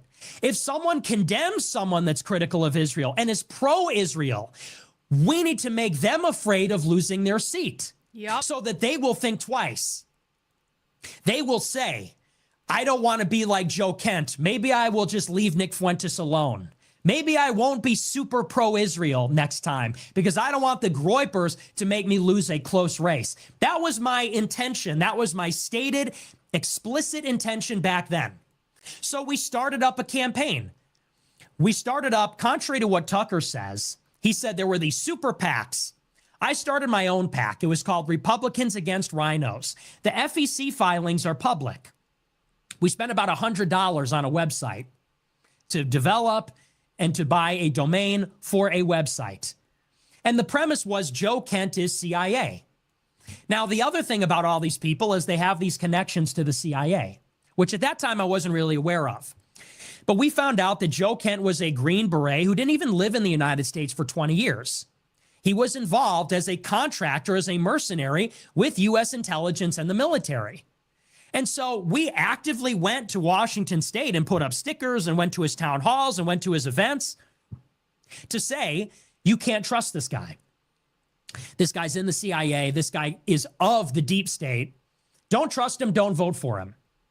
Now, in November 2022, Joe Kent lost by about 1%. He was favored to win. He lost by about 2,000 votes. The New York Times said it was the biggest upset of the 2022 midterm elections. We succeeded. We won. At the same time, I dined with Donald Trump and Ye at Mar-a-Lago. I became very popular because of that. Now, let's jump ahead to January 2023. This is a couple of months after the election. I get a call from a friend of mine, Lauren Witzke. Lauren Witzke was a lot closer to Michelle Malkin than I was at that time. And Lauren told me off the record, because Michelle didn't want me to air this out, but I did anyway. Lauren Witzke called me and said that Michelle Malkin got a phone call from Tucker Carlson, which she never does. Michelle characterizes her relationship with Tucker like this. She says that she texted Tucker from time to time to give him information or stories, and many times Tucker wouldn't even reply. Sometimes he'd give a thumbs up, sometimes he'd reply, but not really. They were not close. They never talked on the phone, over the phone like that, maybe texted now and again. But Michelle got a call from Tucker, and Tucker was asking about me, asking about my relationship with Ye, asking about the dinner at Mar-a-Lago, fishing for a quote, asking her about my opposition to Joe Kent, insinuating that I went to the dinner with Trump to make him look bad, insinuating that I took out Joe Kent because I'm part of this campaign. I thought it was very strange. He was shopping this hit piece. Fast forward a few weeks. I get a call from Anya Parampol. She is the wife of Max Blumenthal. They're both writers at The Gray Zone. Max Blumenthal is very close to Tucker Carlson. Now, more on him later. But I get a call from Anya Parampol, and she's writing a story about me. It turns out to be a 3-part hit piece, a massive hit piece that literally unfolded over multiple days in 3 parts and was centered on my opposition to Joe Kent. But it threw everything at me. Talked about January 6th, talked about Ye, talked about my comments on the Taliban, on women, on Jim Crow, on the Holocaust. But the thrust of the article was that I took out Joe Kent because my mission is to make the real America First anti-neocon people look bad. I was deployed, and that article was basically revenge for having made Joe Kent look bad.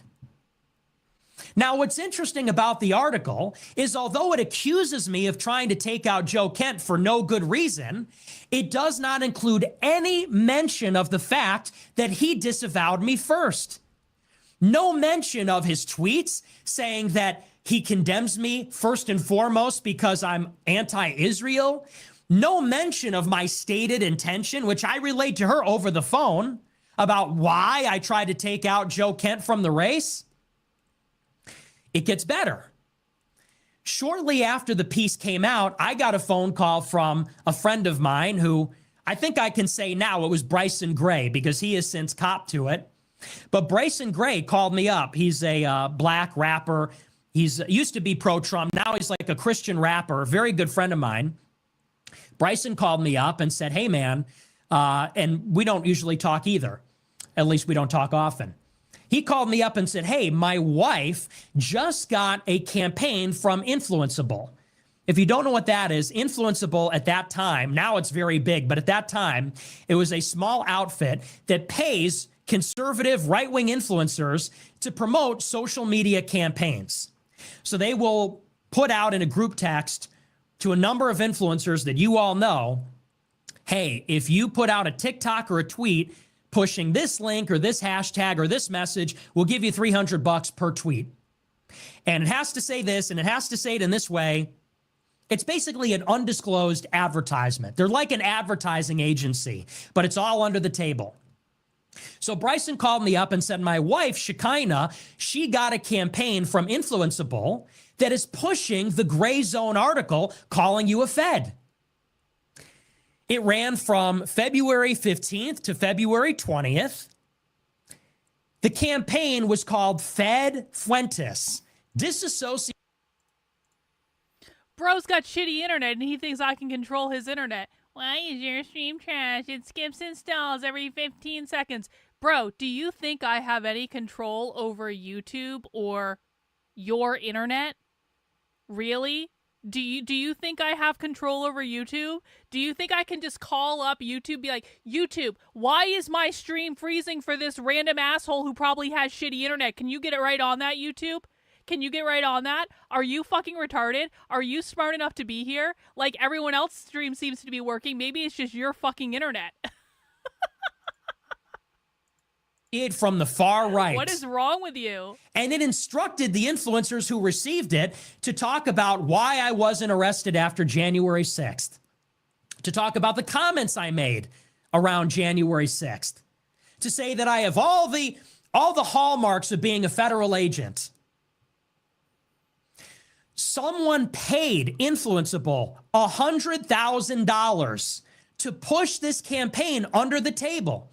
They gave this brokerage a vast sum of money, and that brokerage, Influenceable, texted in group text messages to influencers, we will pay you. You have to say Fed Fuentes. You have to link the article. You have to say these things. And none of that went reported. Now, there was one person that tweeted the hashtag before I got ahead of the story. It was somebody from New York, this short, bald Jewish guy who many people believe is sexually abusive. That's an allegation. Kevin. Appreciate it. One person tweeted it out before I went live. As soon as I got the campaign, I went live the same day and I blew up their spot.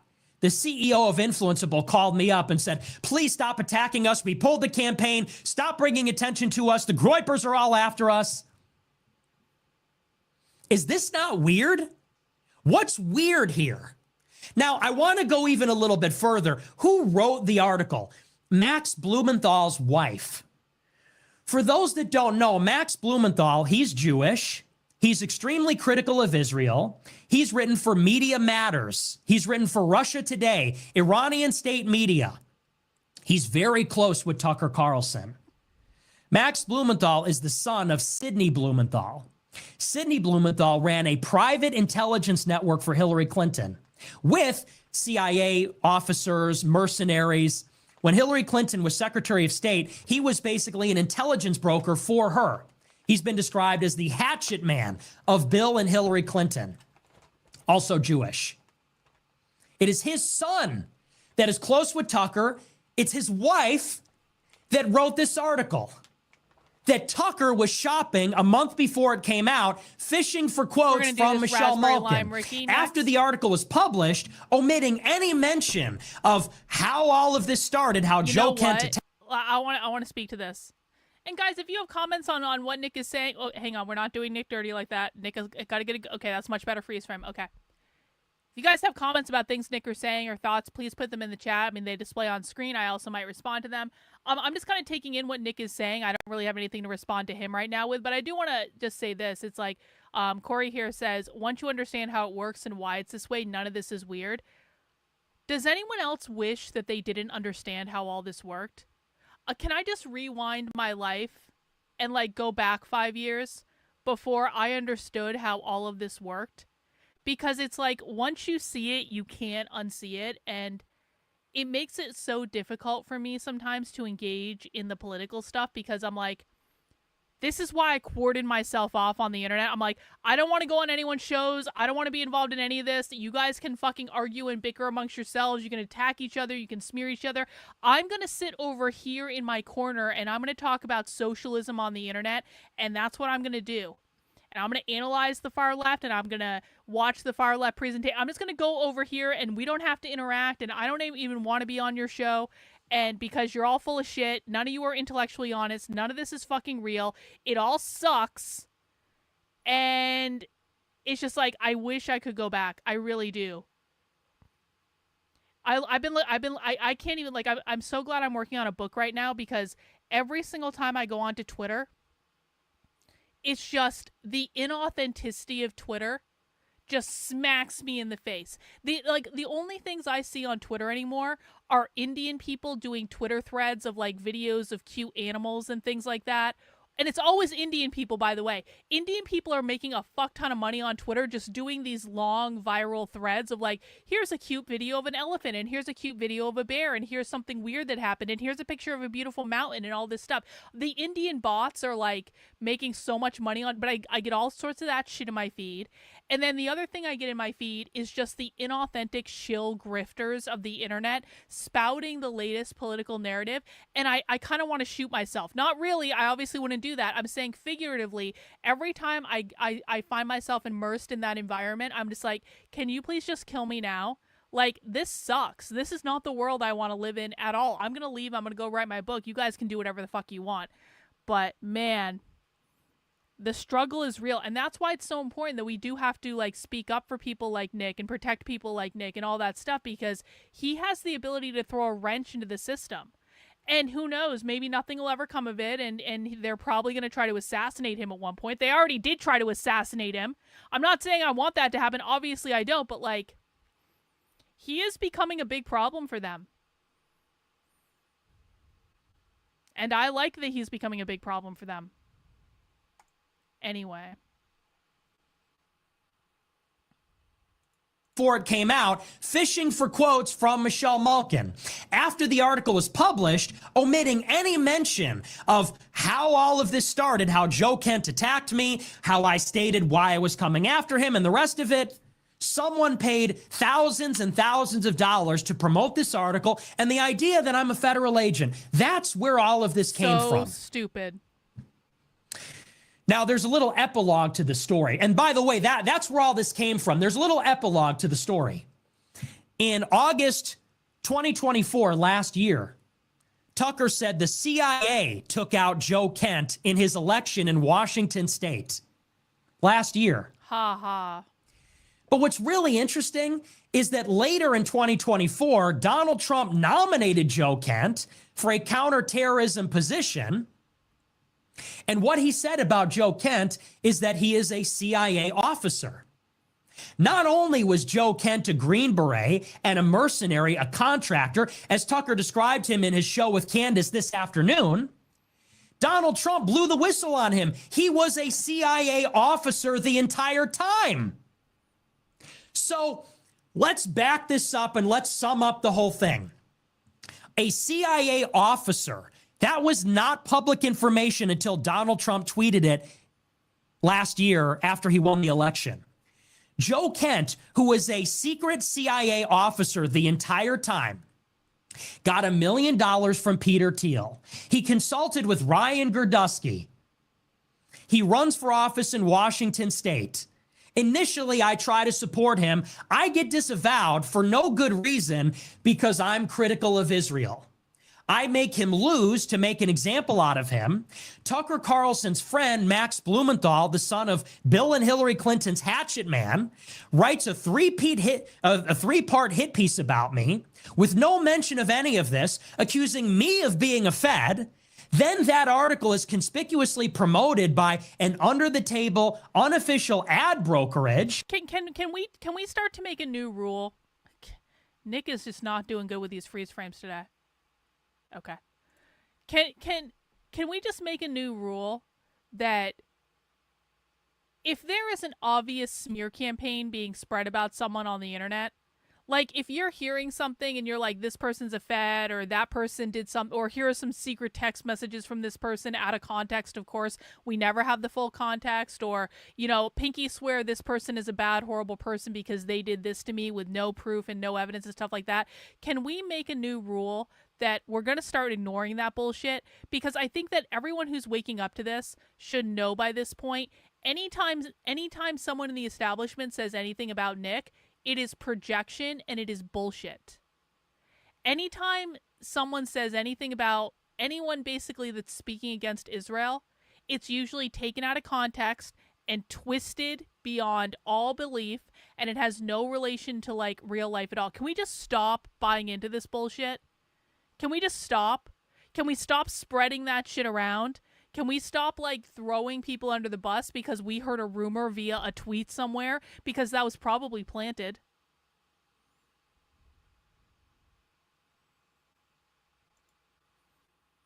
I was getting so bored when the right became identical to the left. The Tenet media story drop. I knew it was only barely scratched the surface, and Nick exposed influenceable a few months ago too. Yeah.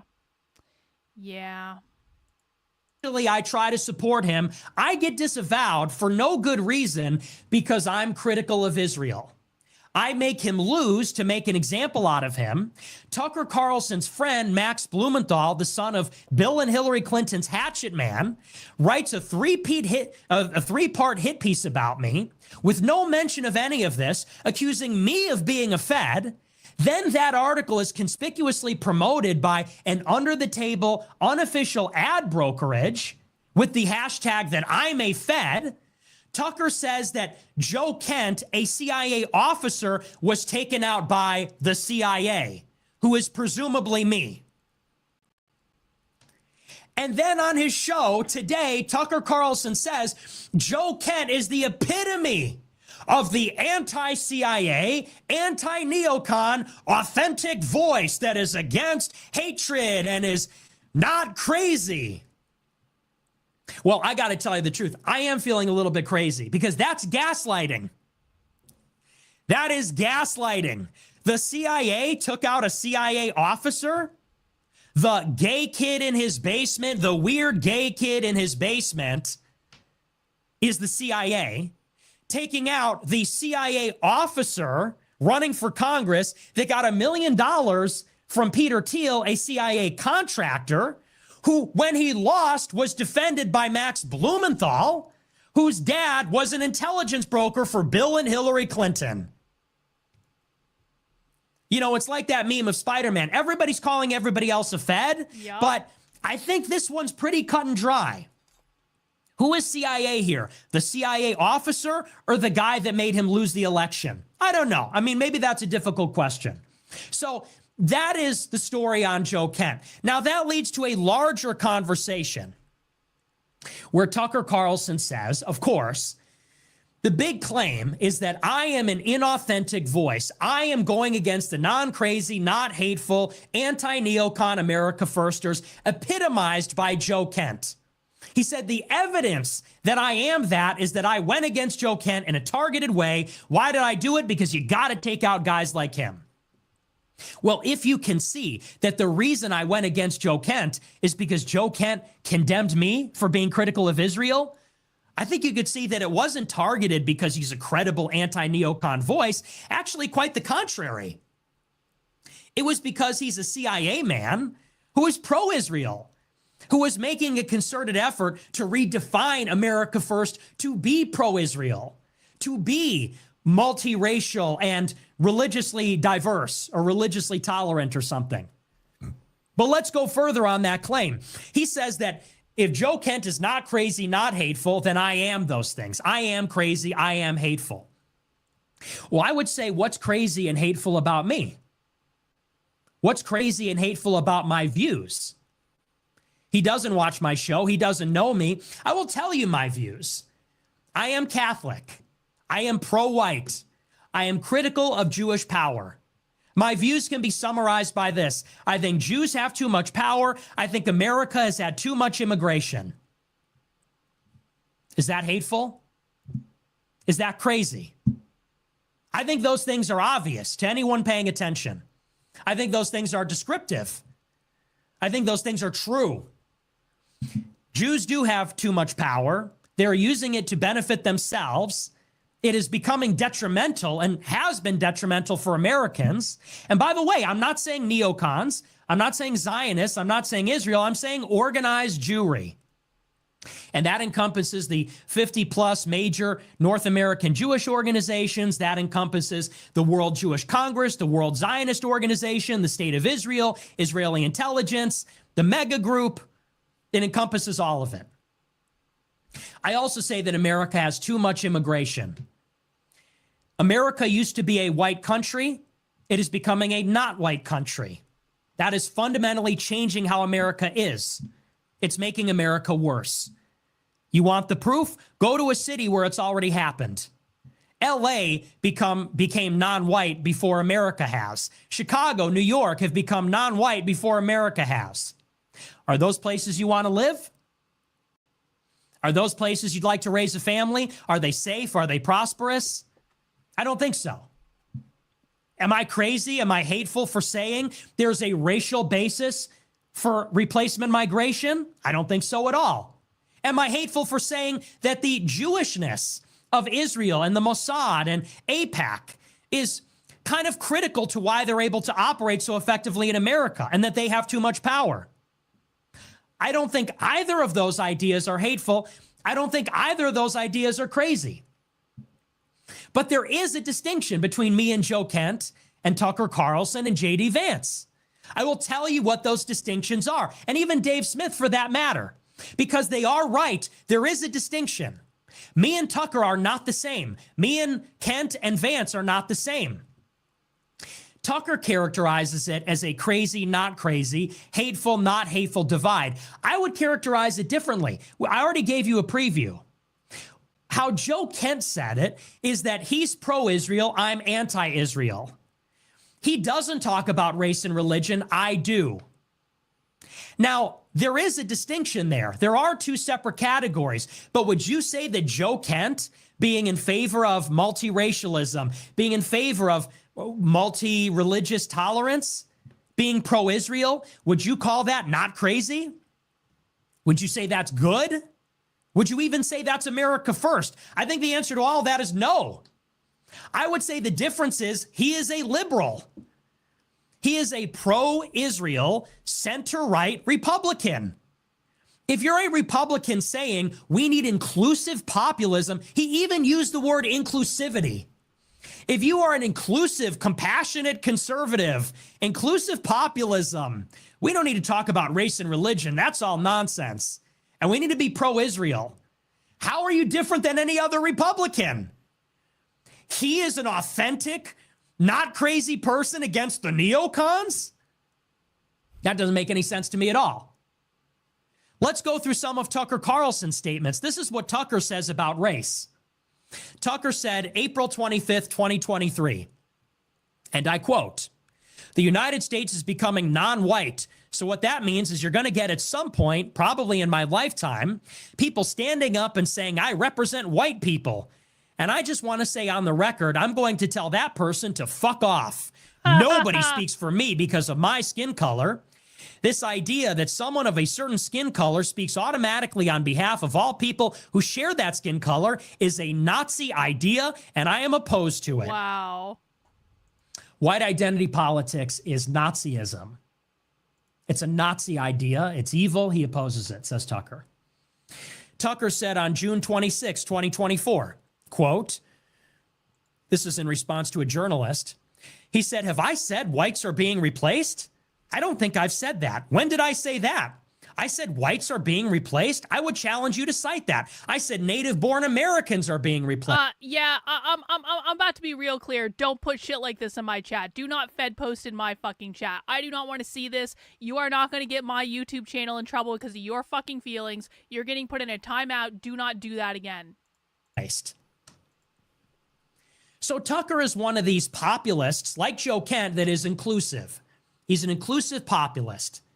Colorblind meritocracy is the message. It's not a white, non-white replacement. He doesn't stand for identity politics. He wants a colorblind meritocracy, very much like Joe Kent. Would it be safe to say that colorblind meritocracy and inclusive populism sound very similar? When Joe Kent says that I focus too much on race and religion, would that be similar to these remarks? Saying that the replacement migration has nothing to do with race, that identity politics, a person claiming to speak for a race of people, is Nazi and evil. Would it be fair to say that that tracks? That Joe Kent and Tucker have the same position on race? Who has the crazy position? 60 years ago, America was 90% white. Now it's maybe 55, 60% white. Obviously, that is having an effect on America. Obviously, there's a racial dimension. If I point that out and they don't, If I say that the antidote to this is for white people to stand up and say, we don't want America to become a non-white country, no matter how much merit these people have, we want America to remain coherent racially, consistent with its historic demographics. And Tucker and Joe Kent say, we don't care what race America is. It's not a racial issue, which is the crazy position. He says, with regard to Israel, quote, I have been like attacked in ways that are so crazy, and it's coordinated from Israel. So finally, the other day, I called someone I know in the Israeli government. There are great people in the Israeli government. I called up one of them and I said, stop this. I am not your enemy. You don't think you have enough enemies? You have real enemies. May 6, 2025. February 3rd, he said, I support Israel in the sense that I really like Israel. To the extent that it helps the United States, I'm for Israel, of course. February 3rd, 2025.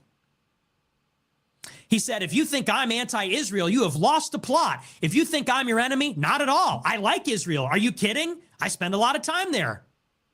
June 16, 2025. And he said this consistently, that he supports Israel. We shouldn't cut aid to Israel. He's pro-Israel.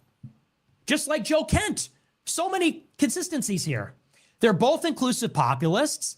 They both might criticize aspects of Israel, but are fundamentally pro-Israel. Is the distinction, again, there that I'm crazy and they're not? I'm hateful and they're not? I don't think so. I think the divide is that they are liberal on race and religion, whereas I am reactionary. They are pro-Israel, but maybe in a qualified way. I am extremely critical. I would say anti-Israeli influence. I don't think we should support Israel. I don't like Israel. Israel does consider me their enemy. That's the distinction. And Tucker and Joe Kent are claiming to be the credible, authentic voice, the not crazy, not hateful voice. I'm the not credible, not authentic, inorganic, hateful, crazy person, making them look bad. Jockeying for who gets to define what America First really is. Now, it's crucial how Tucker Carlson framed the discussion. He said they are anti-neocon. I'm not anti-neocon. I don't think neocons are the problem. Have you ever noticed that that is how Tucker consistently characterizes the issue? He said that Mark Levin, who pushed Trump with Ike Perlmutter to bomb Iran in June of this year. Is Mark Levin. Is Nick saying Israel is the problem and people who support Israel are the problem, and that's like who he thinks is the problem over neocons? A psycho pro-Israel zealot. I hope so. He characterized Mark Levin as a neocon. Well, is Mark Levin a neocon? He's a Zionist. Is Ben Shapiro a neocon? Zionist. Is Miriam Adelson a neocon? Big Zionist. I would say they're all Jewish. Yeah, they're that too. I would say they're all Jewish, and the reason they're in favor of Israel is because they are Jewish. Obviously, Mark Levin, Shapiro, these people have affinity with Israel because they are Jewish. Fair. Epstein, Harvey Weinstein, all these people have affinity with Israel because they are Jewish. Now, their Jewishness is the reason they support Israel, not their ideology. I don't think Dave Portnoy is an ideological neocon, but he does support Israel because he is Jewish. I don't think Bill Ackman is a neocon. He's a lifelong Democrat, but he does support Israel because he is Jewish. Okay, fair enough. It is their Jewishness as billionaires, as influencers, that makes them tribesmen of the Jews in Israel, makes them support that country. And by the way, Judaism concerns their race and their religion. So would it be fair to say that when Tucker and Joe Kent call me hateful, call me fixated on race and religion, might it have to do with the fact that I characterize the issue not as an ideological battle against the neocons, but because I characterize it as a civilizational battle between Jews and Christians or Europeans and ethnic Jews? Might that be why they call it hateful and crazy? Because I call it a clash of civilizations? That I suspect Mark Levin, not because he's a nation-building, regime-changing neocon, but because he is a dyed-in-the-wool loyalist to Israel because of his Jewishness, because of his race and religion? Is that why Joe Kent said I'm hung up on race and religion and that's not inclusive? Is that why Tucker calls me hateful? Maybe that's why Tucker says that he's not an enemy of Israel and supports them insofar as they support us, and he loves Israel, but he just has some issues with their foreign policy. Whereas I would say, no, Israel is a much deeper problem. It's more deeply ingrained than that. Ben Shapiro says that Europeans are genetically anti-Semitic. Josh Hammer says we are genetically, in our blood, Europeans are anti-Semitic Jew haters. Yeah, is that's that true. a I've heard them say neocon that. position? I've heard them Or say is that a specifically Jewish position that is echoed in their holy books? Like really think about this for a second. Really think about this. I heard Josh Hammer say this. I saw it on video. I saw him in a debate or something. They think that anyone who is European is inherently anti-Semitic. That's no different than Ibram X. Kendi saying, like, you know, if you're white, you're inherently racist or like whatever. Like, really think about that. I mean, you know, like, part of the reason I don't even want to be on Twitter right now is Zionist Twitter is fuck off insane. These people just spend all day attacking people who don't like Israel, smearing people who don't like Israel, saying the most absurd things about people who don't like Israel, calling everyone and their mother an anti-Semite. Like I never cared about Jewish people in my life until I got called an anti-Semite over and over and over and over and over and over and over and over and over again. Never cared if someone was Jewish. It was never an issue to me. I come from the left. I don't care. I like on a personal level, I don't care if you're black or white. I don't care. Like, but I'll tell you what, literally years of being called an anti-Semite over and over and over and over and over again, I have some fucking questions. I have questions about why I can have the genuine belief that I actually don't care if someone is Jewish. I don't hate anyone because of how they're born, and yet I have a whole bunch of fucking Jews on Twitter calling me an anti-Semite repeatedly. Every single time I've been smeared on the internet, there has been a Jew at the center of that smear campaign. Literally every single time. Why is that? Why are they like this?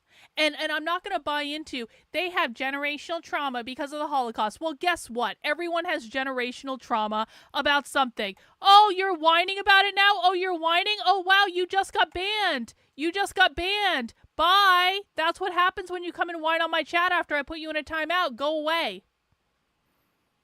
Like, no better than Jews, people like him. He can go fuck himself. Anyway, that's really all I have to say about it. Jew haters.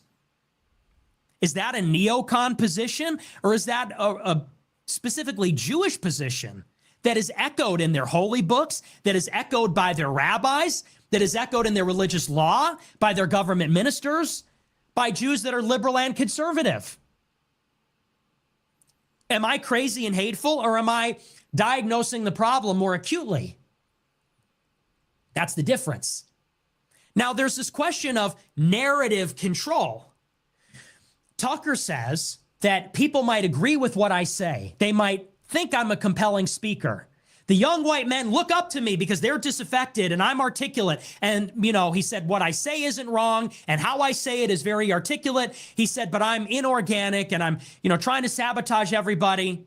He said, so we need to not pay attention to him saying the things you agree with. We need to pay attention to Dave Smith and Tucker and Joe Kent who say the things we agree with.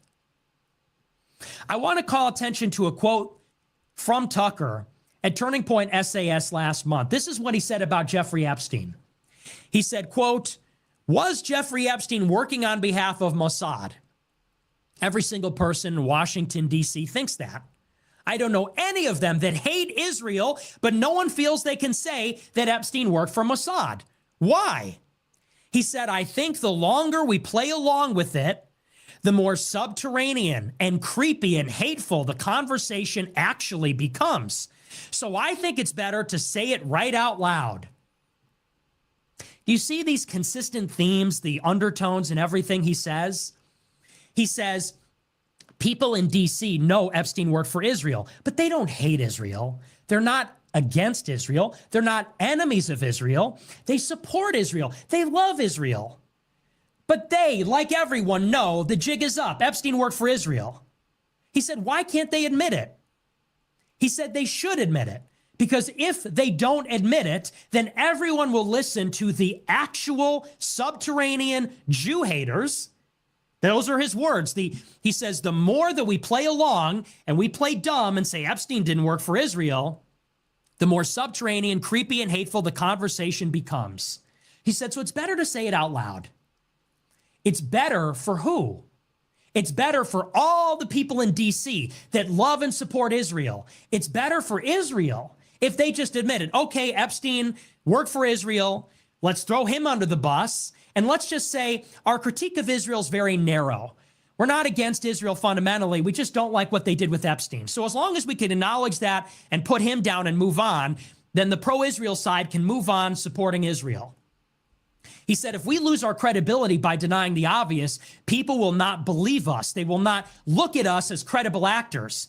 And they will look to alternatives who are hateful, who are actually against Israel, the real enemies of Israel, the real haters. Wouldn't want that. Are you starting to see? Now, Dave Smith said something similar. Let's work through some of these people that Tucker mentioned, the credible. Why do you have to go against Dave Smith? Because he's smart and he makes good arguments and you have nothing on him. Hang on.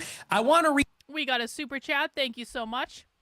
Mr. Buchanan and Nader were gentlemen and good friends and had agreement of not attacking each other during presidential elections. Do you think Mr. Fuentes would do the same with, say, Jackson Hinkle? I would hope Nick would attack Jackson Hinkle. Jackson Hinkle is a retarded communist. Jackson Hinkle is a fucking social media person who wants to play communist influencer. If Jackson Hinkle ran for president, thanks for the money, by the way, but if Jackson Hinkle ran for president, I would want Nick attacking him. I would be attacking him. There is no reason why Jackson Hinkle should ever run for president, ever. And so, I mean, I don't know what point you're trying to make by saying Nick shouldn't attack Jackson Hinkle. He's a fucking communist. Read a transcript from his interview on Joe Rogan with Douglas Murray. This is what Dave Smith, who is Jewish, had to say. Douglas Murray said, quote, just as the left likes to play with dark, ugly stuff, they spend decades trying to do down the evils that were done on their side. Just like the left, I would suggest one of the things going on, there are movements on the right, including people who follow both of you, Joe Rogan and Dave Smith, who are very interested in playing with this absolutely beyond the pale thing. Why does Jake Shields want to play around with Holocaust denial? Why? Dave Smith said, there's something Michael Malice had this great line about how when you take the red pill, you're supposed to take one, not swallow the whole bottle. The idea you wake up to realizing that so much of the stuff you believed was bullshit propaganda, like Epstein, and it's all lies. He said this is a real danger when the establishment and the institutions are caught with their pants down, having sold very consequential policies based on lies. And then once people realize that, they go, what else have they been lying to me about? They almost want to look into every single thing and go, I think the whole thing was lies. He said, I agree with you. There's a danger in that. And there's some things that when people jump to conclusions and they're totally wrong. Take one red pill. Don't swallow the whole bottle. Some people see that they were lied to about foreign aid, or they were lied to about Epstein, and they say, what else have they been lying to me about? And they jump to conclusions like about the Holocaust. Don't do that. Take one red pill. Don't take any more. Yeah, real. Don't draw Real, the obvious actually, conclusion, real. which is that if Epstein was working for Israel, maybe they've been lying about other things about Israel. It's like, God, I cannot believe I didn't see that. Oh, man. Michael Malice is Jewish, by the way. Like, if people don't know. Like, it's just like, you know, it's okay to wake up to some things that you've been lied to about. It's not okay to wake up to all the things. Don't wake up to all the things at once. Just take one. Just wake up to a couple of those things. You don't need to know everything you've ever been lied to about. Like, that's just too much truth. People can't really handle the truth. You can't handle more than one red pill at the same time, man. Fuck these people, man. Fuck these people. If they said it's anti-Semitic to question Epstein, maybe a lot of the things that they called anti-Semitic are also true. Dave Smith says, don't draw that conclusion. Don't go any further. Because the bitch of it is, once you take the red pill once, it gets easier and easier and easier. Because, like, the biggest hurdle to waking up to what's going on in the world is, like, you have to just do it once. You have to wake up to, I've been told this one thing. This is a lie. This is not real.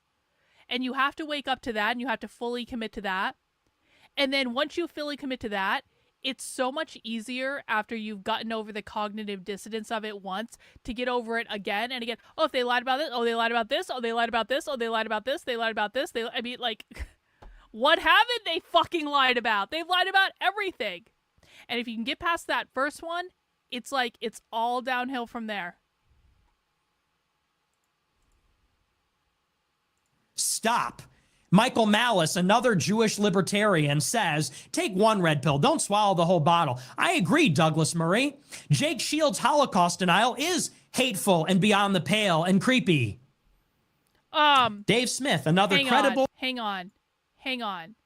We need to get something straight. I am not crocheting. I am knitting. Knitting is a completely different activity. It's significantly better than crochet. There are 2 needles in knitting. Crochet has 1 hook. I can make way cooler things with knitting than I can with crochet. Crochet basically sucks, okay? No offense to your grandma. I'm sure she was a wonderful woman. But I am not crocheting. I disavow crochet. Knitting only. Not crazy, smart. And look, I like Dave Smith. But the fact of the matter is, Dave Smith is Jewish. Now, after many, many years of censoring every conversation about Israel, all of a sudden, the cat is out of the bag. The war in Gaza is being broadcast on TV. Exactly. Everyone is asking questions about Israel. So who starts popping up everywhere all of a sudden? On Candace Owens, on Joe Rogan, on Tucker Carlson, at Turning Point USA. Well, it's Dave Smith. Of course. Dave Smith is a Jewish libertarian, a disciple of Ron Paul. He thinks that we were lied into the war in Iraq by the neocons, but he affirms the Holocaust happened. He said, my ancestors died in the Holocaust, and he is Jewish. Now, let's think abstractly for a moment. If you are ethnically Jewish, and maybe you have some even sympathy with religious Judaism, maybe you have some sympathy with those narratives. You grew up hearing those things. Jeff, I haven't seen you in a minute. I hope you're doing well. Doesn't knitting require like 100 times more skill than crochet? Yes, it does. Knitting is the far more superior craft. Again, I'm navigating with 2 needles. I'm doing everything with 2 needles. I have to have maximum dexterity. You guys see me knitting? I'm using like 10 fingers at once when I'm knitting, and I'm not even looking at the knitting when I'm doing it, because guess what? I've been knitting so long and I practice so much, I literally don't even need to look at the knitting when I do it. I'm not even messing up. Maximum dexterity using all my fingers at once, because knitting is the far more superior craft. Okay? From your family, from your parents, you maybe have it in the back of your mind. Are you more likely as a Jewish advocate to say that the problem is the neocons and it's ideological? Are you less likely to say that there's something to do with Jewishness that is the issue? Then maybe it's not that neocons need to be disempowered, but maybe that, you know, Jewish people need to be looked at as having a dual loyalty. Well, obviously, you're going to think it's ideological. And if you go on Joe Rogan and say, only take 1 red pill, don't deny the Holocaust, don't talk about World War II, don't swallow every red pill. And I don't think he's a dishonest guy. I think Dave Smith is honest. I think he has a lot of integrity. But I think there's a reason, of course, that he was elevated. It's because they wanted to set parameters on this conversation. They don't want people to question all the narratives. They want people to focus on the neocon aspect of it. They want to limit the discussion of foreign aid and Jeffrey Epstein, handful of other things, and then move on with their lives. They don't want people to look at it from a religious or ethnic lens. They don't want people to look at this conversation as whites are being replaced, Jewish people, not neocons, not Zionists, but Jewish people have an inordinate amount of power in America, Europe, and Israel. Related, by the way. And for there to be change, we have to get Jewish people who have a loyalty to their own kind over America, who think that Europeans are born anti-Semitic. They can't control our civilization anymore. Real. And this language about ideology, neocons, it doesn't really factor in. Are you starting to see the contours of the distinctions between Tucker, Joe Kent, Dave Smith, and me? It's not that I'm crazy and they're not. It's that they have a race-blind, religiously indifferent view of the world. The world is not made up of whites and blacks and Asians and Jews. The world is not made up of Christians, Muslims, and Jews. The world is made up of, like, neocons. A colorblind meritocracy. All people, their race and religion has no influence on them at all. Man, I'm so embarrassed at myself that I once wrote a book that advocated for colorblind meritocracy. I really am. I completely disavow it. Now, there's a lot of good stuff in that book. It's called Actively Unwoke, The Ultimate Guide for Fighting Back Against Woke Insanity in Your Life. It's a good book. I wrote it at the beginning of 2021, though. I wrote that book over 4 years ago, okay? And I'm really embarrassed that I advocated for a colorblind meritocracy in it. I am. And it's not because I necessarily care if people are black or white. I'm not the biggest fan of, like, the race question in the world. I don't necessarily like a lot of it. But, well, I wrote the book 4 years ago. Actively Unwoke is definitely out of date. That's why I got to write Re-Education. I got to write another book after the Queer Marxism book. But it's not that I think that we should judge people innately by their skin color. If I meet a black person, I'm not going to immediately assume they're low IQ and listen to stupid music. If I meet a Jewish person, I'm not going to immediately assume they're a horrible person. But I have to admit that, you know, maybe a couple months ago, I went to a mall in New Hampshire. I hadn't been to a mall in New Hampshire in years. I live in New Hampshire. I went to a mall in New Hampshire a couple months ago for the first time in years. And it was filled with brown people who weren't speaking English. Now, I am a woman who I have spent a significant amount of time in immigration court because I married an immigrant. And so I had to have the pleasure of going to immigration court. And do you know what I learned during immigration court? Is that pretty much almost everyone, with rare exception of my husband being one of them, that's in immigration court, they don't speak English and they don't want to assimilate to America at all in any way. And most of them are criminals. And that's what I found out at immigration court is I personally don't want to be around people who don't want to speak English. Listen, if you speak Spanish as a second language, more power to you. I don't really care. But if you refuse to speak English, if you come to America to immigrate to America and you fucking refuse to speak English, go fuck yourself. Go back to your fucking country. I don't want to be around you, and I certainly don't want you taking over an entire mall in my state, which is supposed to be white. I'm just saying, we have to be around people that we can communicate with. If people are coming to America and refusing to assimilate and refusing to learn the language and bringing all of the cultural bullshit from their own country with them and refusing to give it up, just go back to your country. Honestly, go back to your country. Your country is fucked up for a reason, by the way, and it's fucked up because you're bringing all of your bad habits fucking with you. And let's talk about the meritocracy thing. The right doesn't care about meritocracy at all. The right, like, the idea that the right cares about meritocracy, the best person shows up and gets the job, the smartest person shows up and get the job. Do you see all the batshit fucking insane, stupid influencers that get lifted up on the right?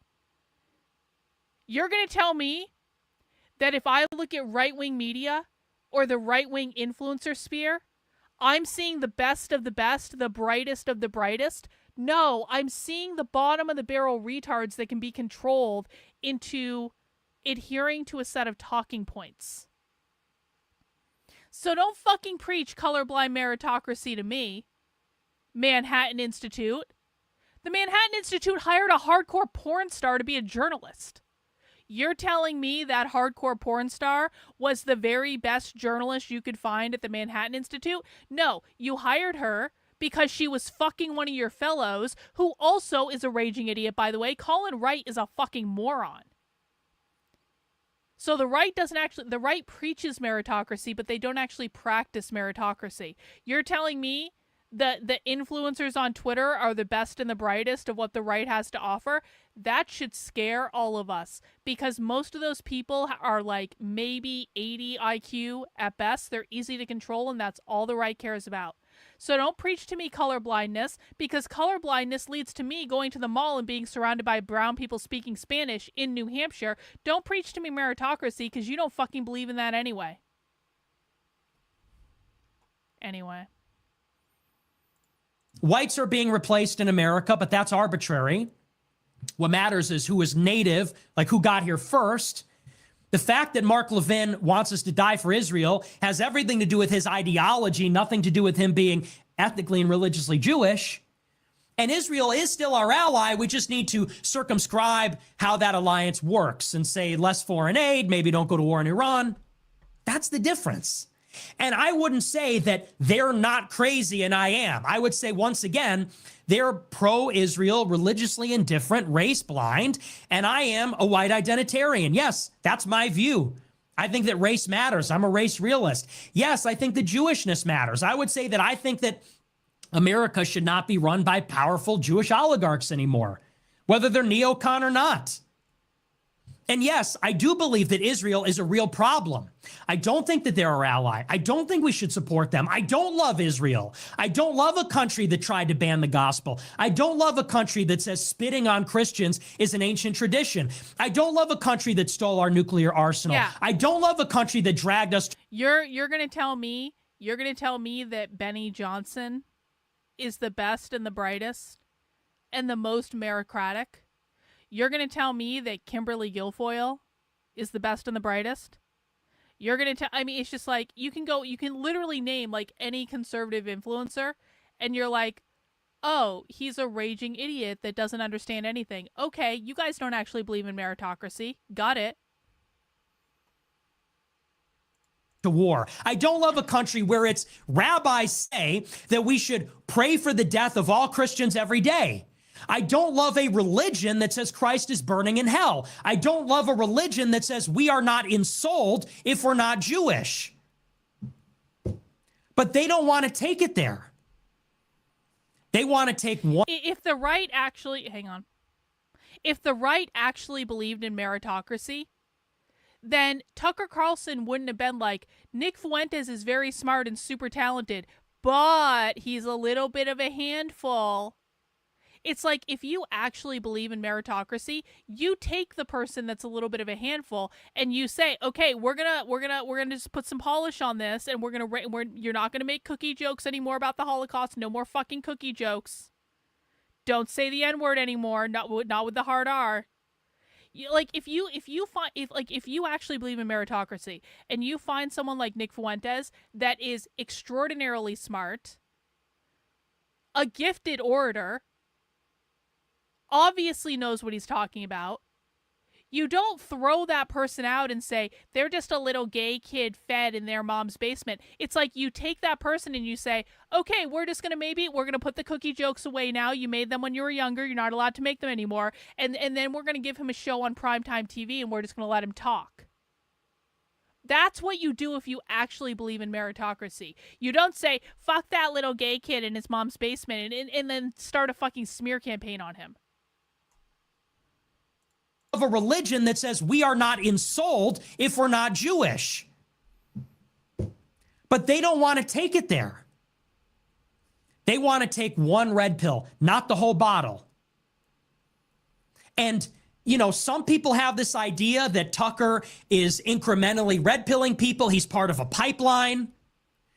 They say Tucker believes the things I believe, but he has to take it easy on the uninitiated. Listen, for the record, I want Nick making the cookie jokes. I like Nick making the cookie jokes. I think pushing speech is good. I think making the joke you're not supposed to make is a good thing.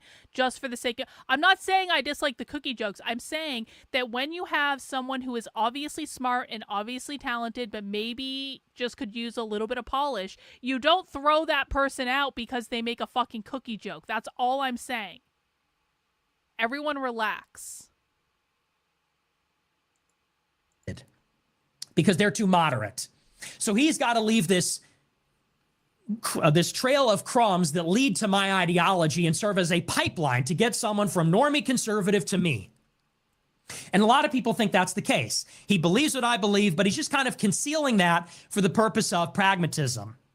I would contend that when Tucker goes out and says, if you go further than me, you're a hateful, crazy person, that is obviously not the case. Tucker has real ideological disagreements with me.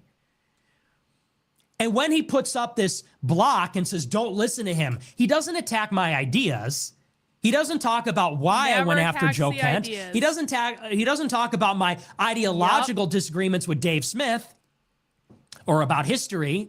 When he says, you might agree with him, but don't listen to him because he's fake America first, because he's hateful and crazy, I would say that that's gatekeeping. That's a limited hangout. That's saying take only one red pill. Nick Fuentes is the whole bottle. If you take the whole bottle, you're a crazy, hateful racist. You're not America first. And I'm not even going to watch his show or meet him. He's just a bad guy. I'm judging by what they say. I'm not going to call Tucker gay. I'm not going to say he's a loser. I'm not going to say these things. We're reading his quotes. We're fleshing out these ideological disagreements. This is what's happening. Now, let's even go further.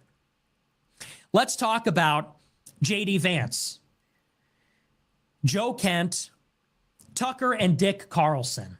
There's another angle here to this whole story, and I alluded to it earlier, which is that not only are Tucker, Joe Kent, and Dave Smith not ideologically aligned, there's something else about these people that they all have in common. Tucker said that I'm going against the real America First opposition to the neocons. And the names that he gave were himself, J.D. Vance, and Joe Kent. There's something else they all have in common. We already talked about Joe Kent. Suffice to say, Joe Kent was an officer in the CIA. He got $1 million from Peter Thiel when he was running his race. J.D. Vance is very similar. We'll stop now and tell the story of J.D. Vance. We'll do a little background on him. A lot of people don't know this, but in the early 2010s, J.D. Vance was mentored by David Frum. David Frum was a speechwriter for George W. Bush. He was one of the preeminent neoconservatives in America, major advocate for the war in Iraq. And he mentored J.D. Vance in the early 2010s. As a matter of fact, J.D. Vance wrote for his website, wrote 6 articles for David Frum's website. This is a little excerpt from my notes about that relationship. In the early 2000s, after Vance left the Marine Corps, but before he attended Yale Law School, he was described by David Frum as, quote, a strong advocate of national defense and a believer in American world leadership. Frum says, quote, he was recognized by everyone as an emerging political talent. Everyone who knew him understood this was someone who was on his way to being somebody important. He had this extraordinary personal story, and a lot of us hoped that he would be the leader of modern and moderate republicanism. He's an advocate for American global leadership. That sounds like neoconservatism. That sounds like something that someone in the defense industry would say, as David Frum is, as a neocon coming from the Bush administration. He says he has an extraordinary personal story. What's his personal story? Vance's personal story is that he came from Appalachia. He was a victim of the drug abuse epidemic.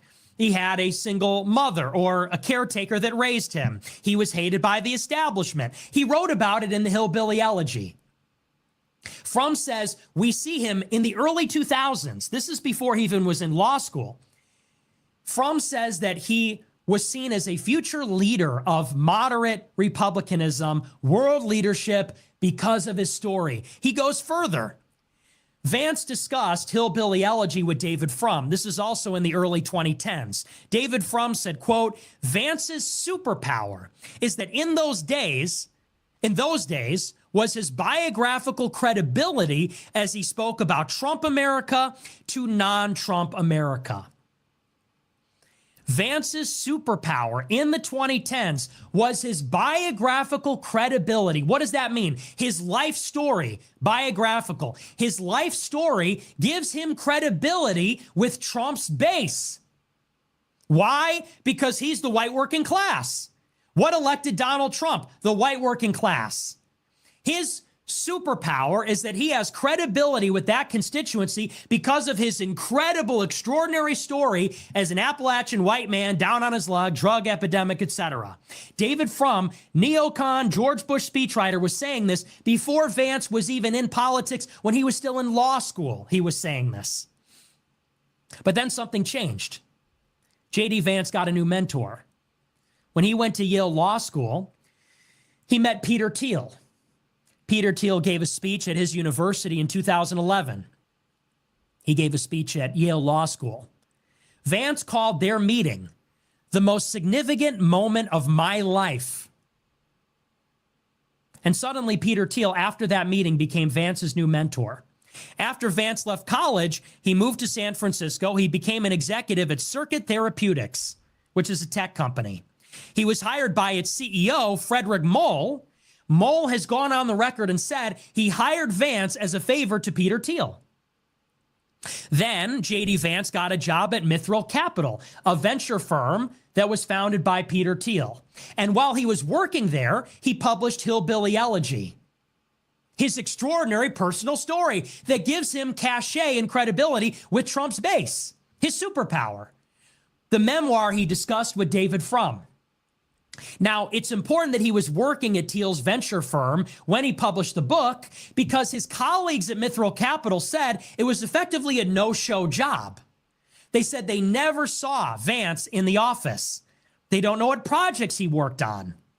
So Thiel effectively hired Vance, not because he's a brilliant venture capital mind, apparently not even to do real work. It was a sinecure.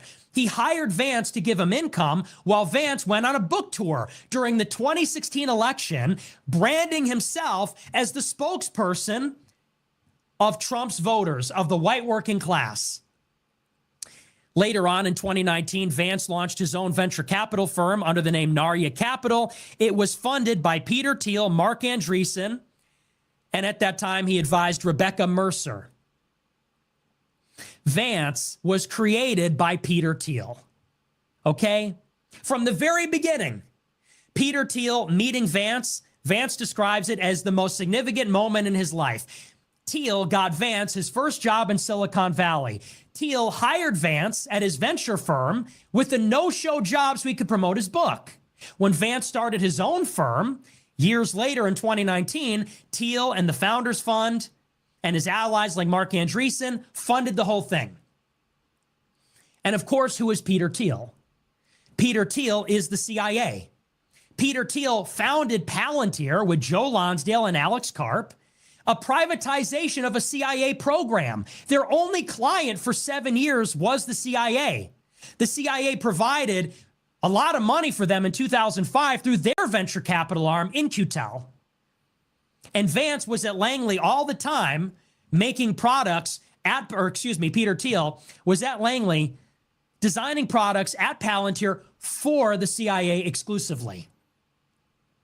This is who mentored J.D. Vance. This is who groomed J.D. Vance with David Frum, a neocon. And the premise was, you have this story. We're going to get you a book. I'll pay you while you promote your book, and you will be the spokesman to the Trump voters. Now, something unexpected happened. Initially, Vance was against Trump, and Vance's ascendancy was supposed to go something like this.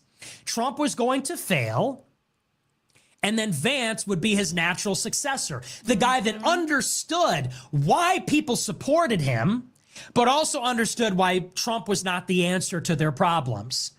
And he would would be swept in by the Trump movement as the Trump whisperer. He understands the white working class that animated that movement. He will steer them to moderate republicanism. Just one problem, Trump won. Now, Vance, who was against Trump and was at the Aspen Institute, basically being a liberal, now he is outside of the Republican Party because Trump is now its leader as president.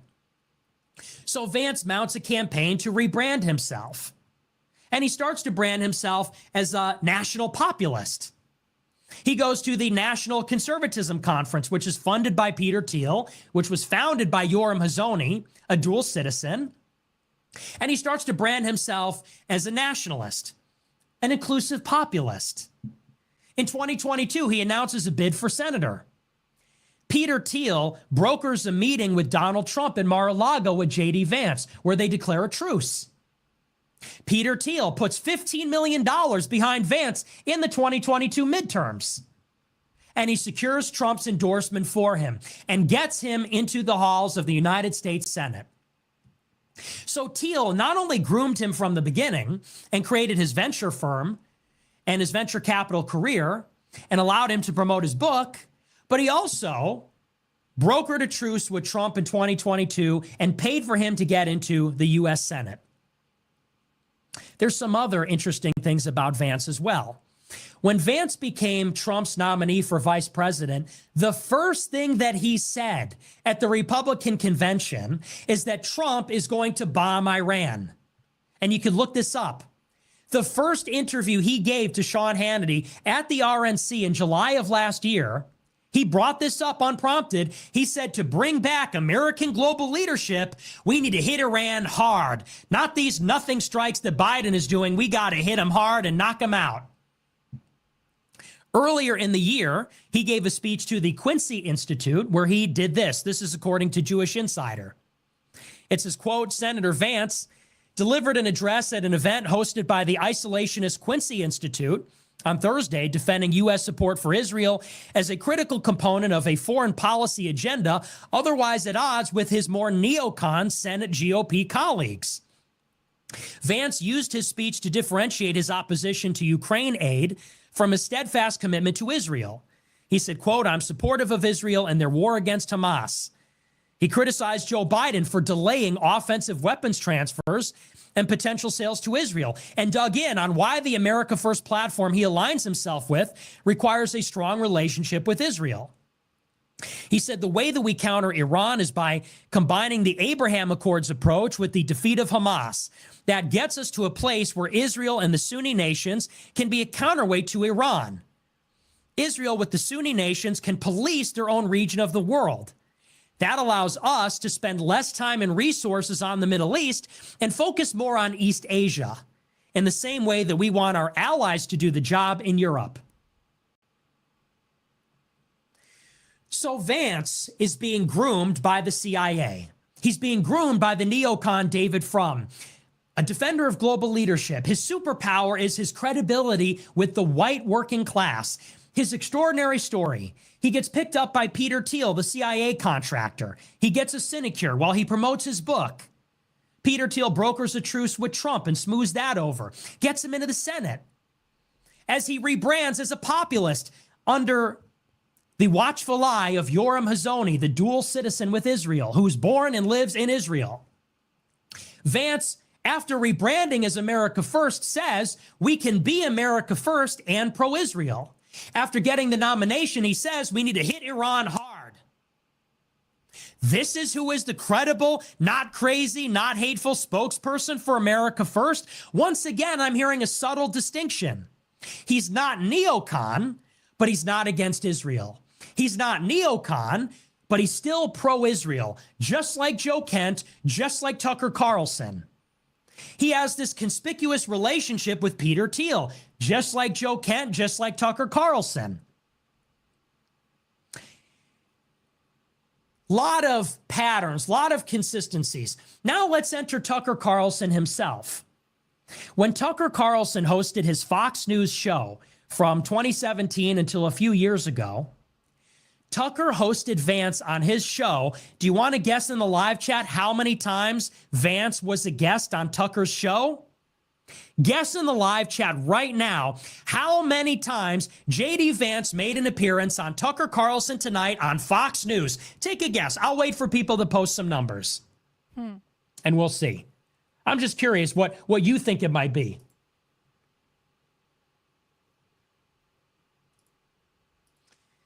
The answer is 46 times. I'm seeing a lot of numbers. 4, 7, 10, 5, 15. Wow. 46 times. 46 times. JD Vance was a guest on Tucker Carlson Tonight. But it gets better. You know what's funny? Do you guys know what's funny? Do you guys remember when I broke the Coke Be Less White story? Does anyone remember that? Was anyone around for the time when I broke the Coke Be Less White story? That's the biggest story I've ever broken, like by far. It's not even close. I was all over the media for that.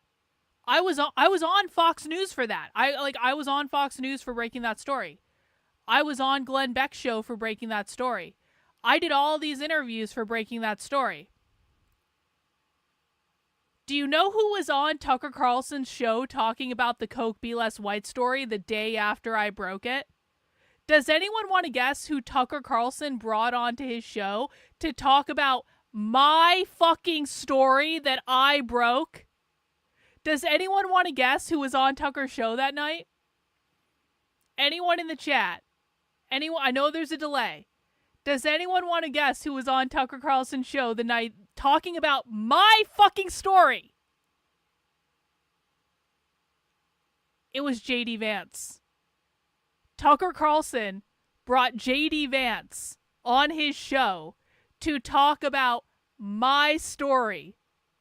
When everyone else brought me on their show, Tucker Carlson, and I don't think that has anything to do with this. I just think it's like a weird coincidence. And I was always burned by that. I was always like, fuck you, Tucker. I'm the one that... Why the fuck are you interviewing JD Vance about my fucking story? Anyway. After Tucker Carlson left Fox News, he was looking for funding for his media network. When Tucker Carlson got fired, he crashed out at Fox. He was looking for investors to start his own rival media company. Do you know the first billionaire that he courted? Peter Thiel. Peter Thiel. Now, we don't know if Peter Thiel invested in the Tucker Carlson network, but we know who did. A group called 1789 Capital. 1789 Capital gave Tucker Carlson $15 million for his network. Where did 1789 Capital come from? Well, it was born of the Rockbridge Network. The Rockbridge Network was founded in 2021 by JD Vance, Chris Buskirk, Omid Malik, and Rebecca Mercer. There's that name again, Rebecca Mercer, who JD Vance advised when he was at his Narya Capital firm. Chris Buskirk, who's at Claremont Institute. JD Vance founded the Rockbridge Network. It was at a meeting of the Rockbridge Network that Omid Malik and Chris Buskirk founded 1789 Capital. They gave Tucker $15 million for his new media venture. Tucker also spoke at meetings of the Rockbridge Network in the past. He was a speaker at their many conferences and events that they hold throughout the year. Then, when JD Vance became the vice president, it doesn't stop there. Once JD Vance became the vice president, he hired Tucker Carlson's son, Buckley, to work in his press office. Go figure. So JD Vance, again, groomed by the neocon George W. Bush speechwriter David Frum, who pitched the idea of the memoir, supported the memoir. Peter Thiel, who groomed him at Yale Law School, which Yale Law School is like, how much more spooky does it get than Yale Law School? Peter Thiel scoops him up out of there, sets him up in Silicon Valley, sets him up at his VC firm while he writes his book. Peter Thiel gives him $15 million to clinch this Senate seat, smooths it over with Trump. And Peter Thiel is like CIA royalty, also an FBI informant to boot.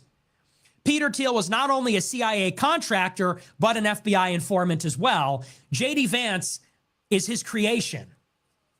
Tucker had on Vance 46 times, got $15 million from his venture capital firm.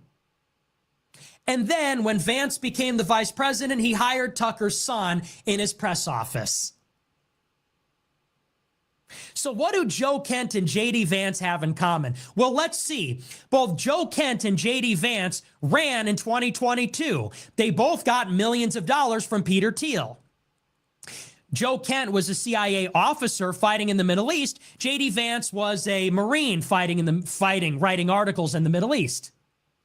They both were hosted by Tucker Carlson on his show multiple times. They're both pro-Israel America firsters. They're both pushing a message of inclusive populism. And according to Tucker Carlson, they are both credible, effective voices against the neocons, but they're not crazy and not hateful, unlike me. And remember, the CIA took out Joe Kent, the CIA officer. The CIA is against J.D. Vance, the creature of a CIA contractor. Now let's look at Tucker Carlson. Now let's look at Tucker. Tucker says that he, like Vance and Kent and Dave Smith, he's another one of these non-crazy, non-hateful America firsters. Let's look at Tucker. Let's in particular look at his father, Dick Carlson. Let's talk about his dad. As I said at the very beginning of the show, Tucker says he's never even watched my show. He doesn't know me. He said he found out about me when somebody sent him a clip of me attacking his dad. He said that I said that no one should listen to Tucker because his dad was in the CIA. Tucker said he saw this years ago. And he said, that's ridiculous. My dad isn't in the CIA. And then he learned upon his father's death in March of this year that in fact, and he was surprised to learn this, Dick Carlson, his father, was in the CIA. Now, as I said at the beginning of the show, that is a lie. Tucker Carlson knew that his father was in the CIA.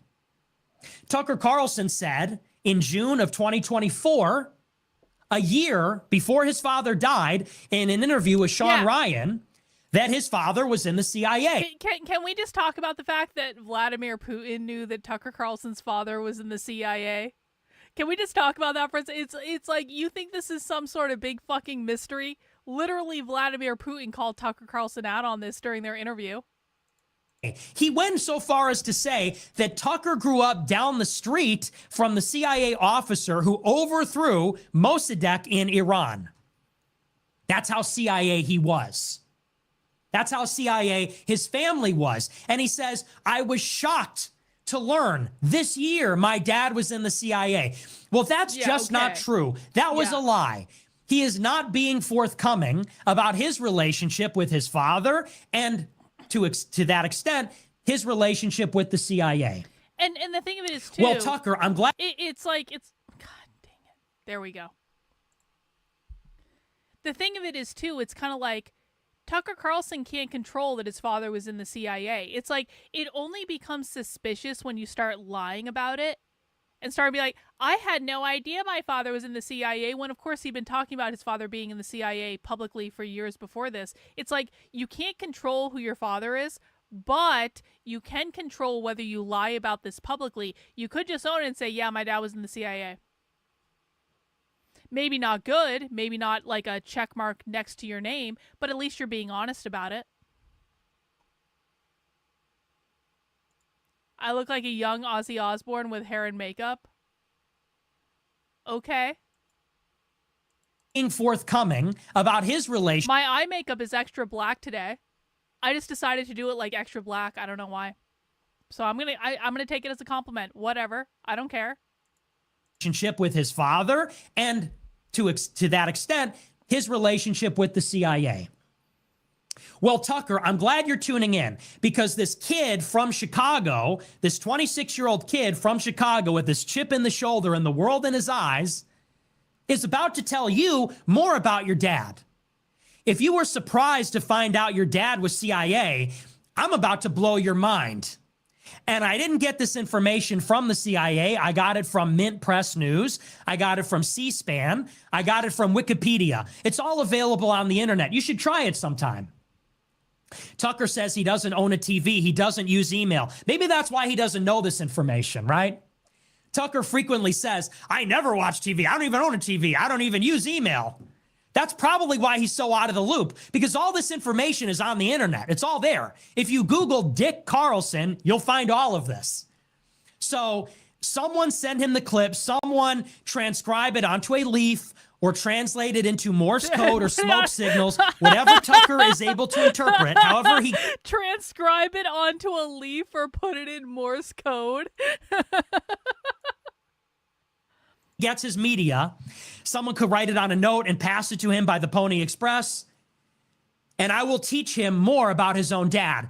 I can do that because I'm a 26-year-old kid from Chicago with internet access and a phone and TV. This is from Mint Press News. It says, Dick Carlson is an important journalist and high state official who was appointed by Ronald Reagan as director of the U.S. Information Agency, the body that oversees government-funded media, including Voice of America, of which Dick was also the director. Together, these outlets are part of what the New York Times called a worldwide propaganda network built by the CIA. This is Tucker's dad. Tucker's dad was a Reagan appointee, confirmed in the Senate, to run U.S. Information Agency, which runs Voice of America, Radio Free Europe, all of it. The New York Times called it a worldwide propaganda network built by the CIA. And up until the 70s, it was exclusively funded by the CIA. In his position as director of USIA, Dick played a considerable role in the downfall of the Soviet Union. In a 1990 event alongside media moguls Rupert Murdoch and Ted Turner, Rupert Murdoch, Tucker's future boss, he noted that, quote, I think we would all agree that international broadcasting, this is Dick Carlson in 1990. This is a quote. I'm going to read it to you. Tucker's dad said this. I think we would all agree that international broadcasting played a very critical role, as was suggested by Mr. Murdoch, the owner of Fox News, and the events that took place in the USSR and Eastern Europe over the last couple of years. From Beijing to Budapest to Warsaw to Vilnius, information poured across borders, and news that millions of people had stood up to their oppressors helped millions of others sweep those oppressors away. He is referring to regime change color revolutions backed by the CIA media empire that he ran.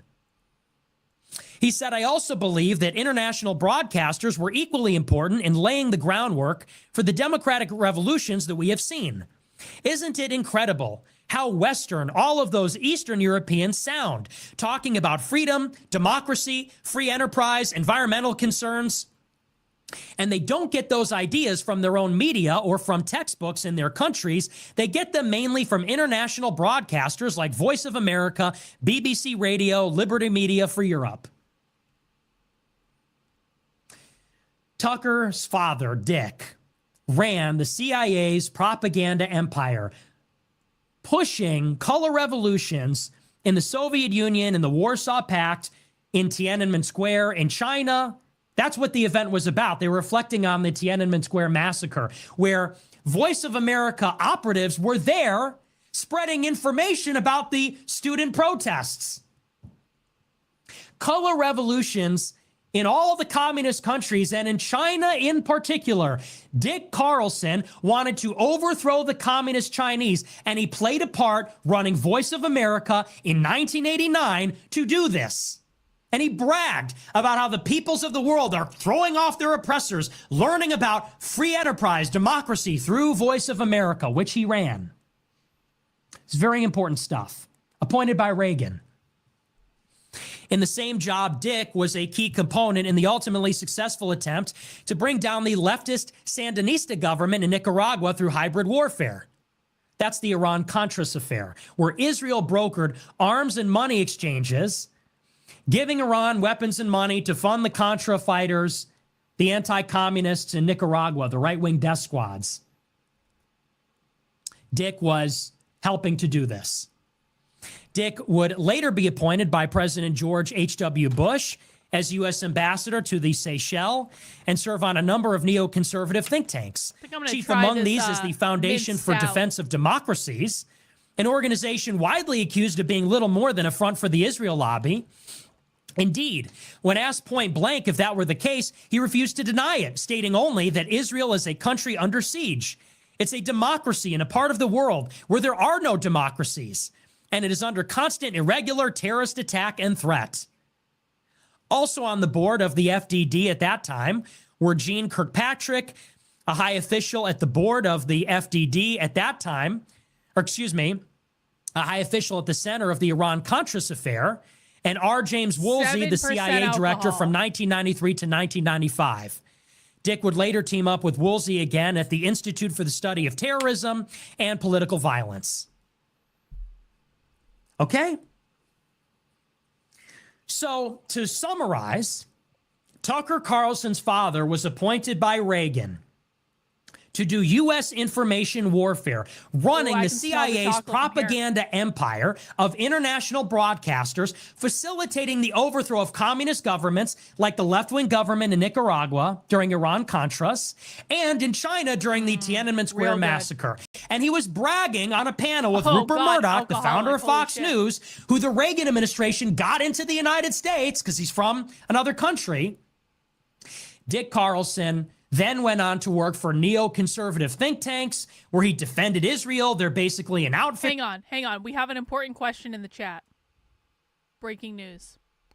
Where did I learn to knit? What got you into it? I've always done crafts all of my life, and I learned how to sew and do all that stuff growing up. And, you know, I was trolling around Joann's Fabrics one day when that was still a thing. It doesn't really exist anymore, but it did back in the day. And they had these things called knitting kits.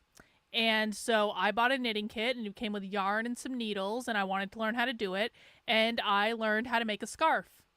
And from there, I decided I wanted to knit my grandmother a shawl. And so I went back to Joann's Fabrics, and I got some cheap yarn, and I got some knitting needles, and the cheap yarn had a pattern on it. And so I spent a long-ass time knitting my grandmother a shawl that I gave to her in a nursing home that eventually got stolen from her because she was senile and didn't realize where she left it.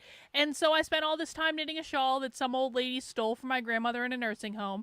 And then I got into hand-dyed yarn.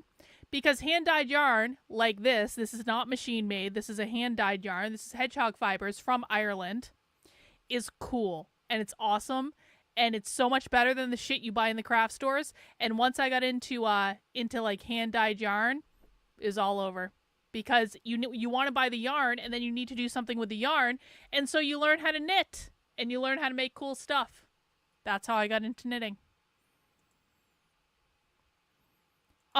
I have Nick's phone number, and I can text him right now if I want to. I'm not going to. I don't abuse having Nick's phone number, but Nick absolutely knows who I am. For Israel, working with other CIA agents involved in Iran-Contras at these various NGOs. That's Tucker Carlson's dad. That Tucker did not know was in the CIA. That Tucker is pleading ignorance. He was shocked, just absolutely shocked, that his father that ran Voice of America and USAI, his father that was at the Foundation for the Defense of Democracies, that was at these other neocon think tanks, appointed by George Bush as an ambassador, didn't know he was in the CIA world until he heard it from me, until he found out just this year. Now, of course, what is Tucker Carlson? Well, Tucker Carlson is a broadcaster. Sort of interesting. Dick Carlson ran the CIA's empire of broadcasters. Tucker's a broadcaster working at Fox News under Rupert Murdoch that Dick was friends with, that Reagan helped in the 1980s. Let's talk a little bit about Tucker Carlson's background. His first run-in with the CIA was that Tucker Carlson, during his college years, visited Nicaragua twice and posed alongside the Contras. The Contras that were being supported by his father concurrently at Voice of America and the U.S. Information Agency. Tucker Carlson was in Nicaragua alongside the Contras. This was one of the regime changes that Dick Carlson celebrated, that he actively supported at the same time as head of Voice of America and the Information Agency, which, of course, Dick then went on to work for other CIA officials involved in Iran-Contras. Tucker was on the ground. This is from Mint News. It says, quote, while still in college, Tucker and his roommate, friend and Daily Caller co-founder Neil Patel went to Nicaragua at least 2 times, in Tucker's own words, to, quote, get involved in the war and support the side that was right, which was not the Sandinistas. In a 2017 podcast interview, he was asked about it directly. Oh, this beer is The super question, alcoholic. I don't think know if many can drink people this. know that you were actually a freedom fighter who traveled to Central America to fight with the Contras. Could you fill in our listeners on that story? Yeah, so Nick's going to do a part 2 of this tonight, and he says 10 p.m. Central Time, which means 11 p.m. Central Time, or Eastern Time, which means that Nick might go live around 1 a.m. my time. We'll watch part 2 next week. It'll be fine. I'm not going to stay up to watch Nick's part 2 tonight. Not that I'm not like, thrilled that he's doing it, but I'm old and I don't want to. Tucker said no, laughing, before coyly stating that his supposedly liberal father let him go because he and Patel wanted to see the war in Nicaragua. All kinds of hilarity ensued, he said, laughing nervously before changing the subject. Nobody knew that, by the way. Nobody knew, and it wasn't confirmed or public until 2017, that Tucker, on 2 occasions, was in Nicaragua at the height of Iran-Contras while his father was running information war for the CIA in Nicaragua as a freedom fighter. Nobody knew that until 17. And when asked about it, they said, could you fill us in? Tucker said, no, ha, ha, ha. I was there to see it. My liberal dad let me go. And all kinds of hilarity ensued. It was very funny. Anyway, next subject. Both Carlson and Patel returned in 1990 at the time of the presidential election, which pitted Sandinista Daniel Ortega against the U.S.-backed Contra-supporting candidate Violeta Chamorro. Thanks to years of U.S.-sponsored terror and huge political war chest, Chamorro was able to win, becoming the 6th person in her family to hold the office. According to a 1990 edition of his college's newsletter, the Trinity Tripod, Carlson and Patel attended many of her rallies. Indeed, in the National Review podcast, Carlson said he was literally standing next to her when she won. The younger Carlson presents his time in Nicaragua as purely innocent. He said, we didn't have a place to stay or any set plans. It was very spontaneous. We were extremely political.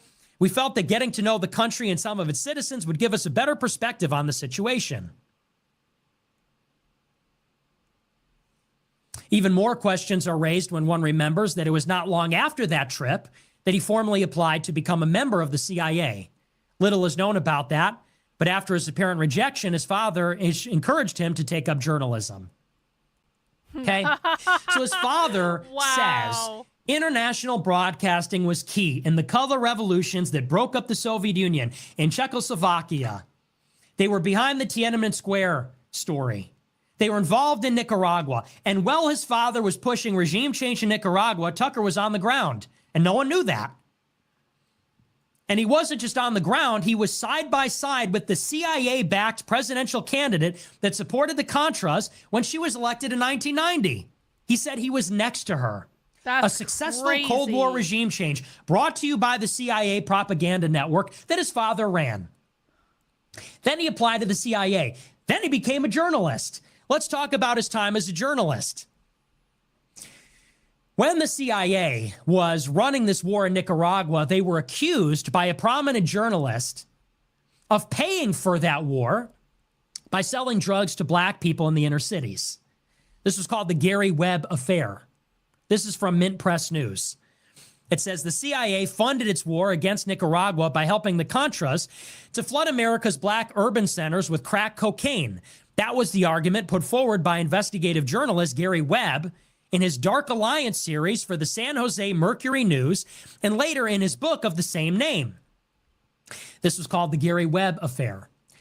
The articles were widely republished and caused a storm of indignation across the country, with massive public anger being directed towards the CIA. Okay? So a left... Bro. I haven't watched this yet because I have been working on a book. Nick posted this earlier this week. I'm pretty sure he did this last Friday in response to when Tucker posted the interview with Candace. I haven't watched it yet because I have been writing a book. Just relax and enjoy. Relax, bro. It's okay. Wing journalist Gary Webb puts out a story in the mid-90s. This is years after Tucker was in Nicaragua. The subject of the articles, after he applied for the CIA and was rejected, and then became a journalist. Gary Webb is putting the CIA on blast for funding this Nicaraguan war, which Tucker defended, which he was there on the ground for, on the side of the president who was elected, that his father perpetrated. Tucker had this to say about it. Working at the neocon publication, The Weekly Standard, in 1996, Tucker published an article called A Disgraceful Newspaper Expose and Its Fans. He launched a wall-to-wall defense of the CIA that he had recently applied to join. Framing it all as a ludicrous accusation, he claimed there was no evidence for Webb's claims and presented the CIA as a noble institution under unfair scrutiny and constant attack from forces inside the United States that wanted to bring it down. Far from engaging in the drug trade, he claimed there is ample evidence the CIA had moved to remove drug traffickers from the Nicaraguan resistance. An interesting choice of words to describe the Contras. He also wrote off the black journalists showing interest in Webb's findings as conspiracy theorists, stating that few major media outlets have validated the series by reporting on its charges in any detail, as if to say this proved its erroneousness. In his book, Politics, Partisans, and Parasites, he would later describe the idea as ridiculous. Oh, so he called them crazy. Those black people attacking the CIA for flooding their cities with drugs to pay for this brutal war in Nicaragua that his father was running, Tucker said they were crazy. No evidence. I guess it was random. The CIA was very thankful to Carlson for helping muddy the waters. A declassified CIA document cites his Weekly Standard article, among others, as aiding them in managing a nightmare. So he was there during the dirty war. He left and applied for the CIA. His father told him to go into journalism. He went to work for a neocon publication, The Weekly Standard, run by Bill Kristol, where he defended the CIA, so much so that the CIA praised him and said they helped to defend their reputation in managing a nightmare. It gets better. After the Weekly Standard, he went to CNN, hosting the show Crossfire. Like Bill Kristol, he supported the invasion of Iraq, even going to Iraq to mingle with private U.S. mercenaries. An image from 2004 shows Carlson posing with two armed employees of DynCorp International, holding a Kalashnikov rifle himself. Carlson's article presents them as a relatively laudable force conducting vital operations rather than an occupying army carrying out war crimes. This is Tucker Carlson's background. So he lied about not knowing about his dad. His dad was not only a Reagan appointee, a neocon, promulgating and supporting regime change, pro-democracy propaganda in the Soviet Union, in China, in Nicaragua. Not only does he claim to not know that, and that's a lie, but he was apparently working with his dad, hand in glove. He was in Nicaragua. He defended the CIA in the 90s. He worked for neocon publications, pushing the Iraq war when his father was at neocon NGOs, pushing the Iraq war, hand in glove. And he says that I'm the CIA. Let's look at some more recent events.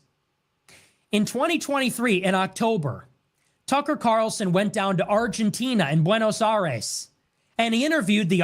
Well, you know what's funny is, I don't really know Lauren Chen personally. Like, I know her from Twitter.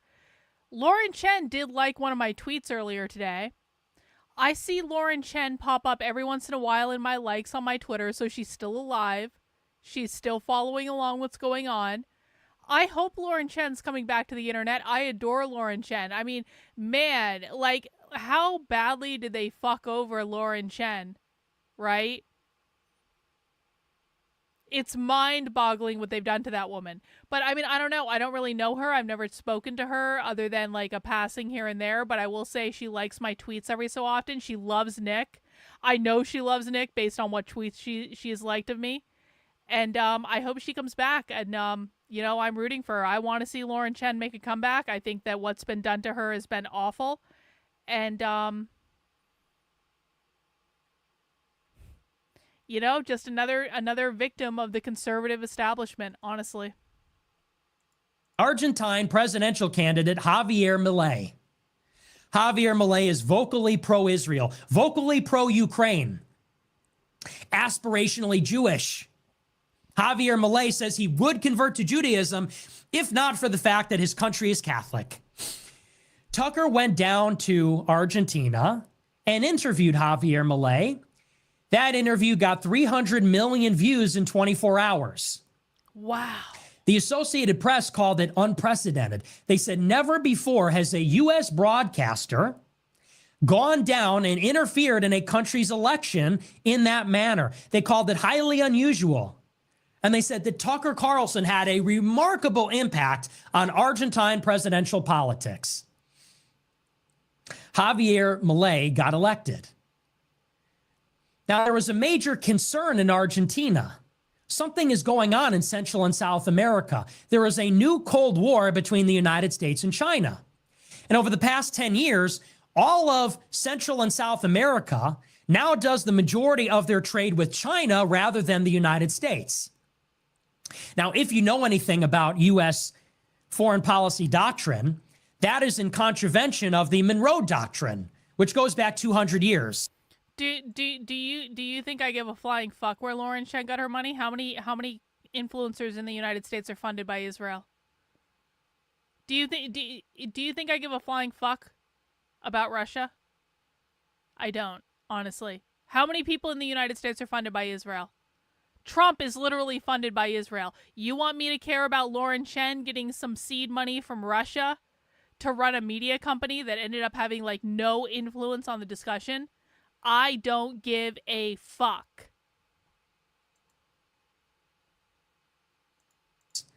And it says that the entire Western Hemisphere is our playground, and there can be no foreign influence tolerated in the Western Hemisphere, which is Central and South America. Yeah, I mean, so the United States mounted a... I was on that Twitter space, and like Lauren and I have always like been friendly with each other. I'm just saying, like, we don't talk on the phone or anything. I don't know. I've never spoken to her on the phone or anything like that. So I've always been friends with Lauren Chen. Like, she was very nice to have me in that Twitter space.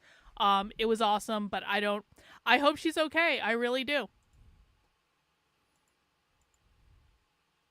Concerted campaign, which they call the New Monroe Doctrine, to roll back China's influence in Central and South America.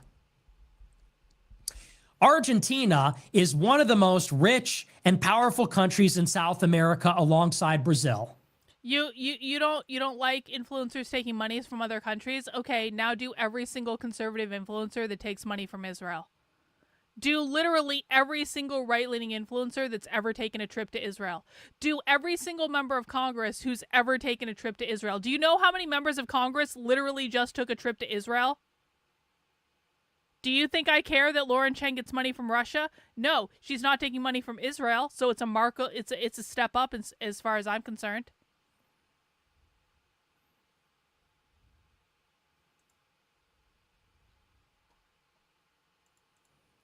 Brazil is already allied with China. It's a member of BRICS, which is becoming a monetary union to fight against the dollar and exert influence against the United States. Brazil has a left-wing government.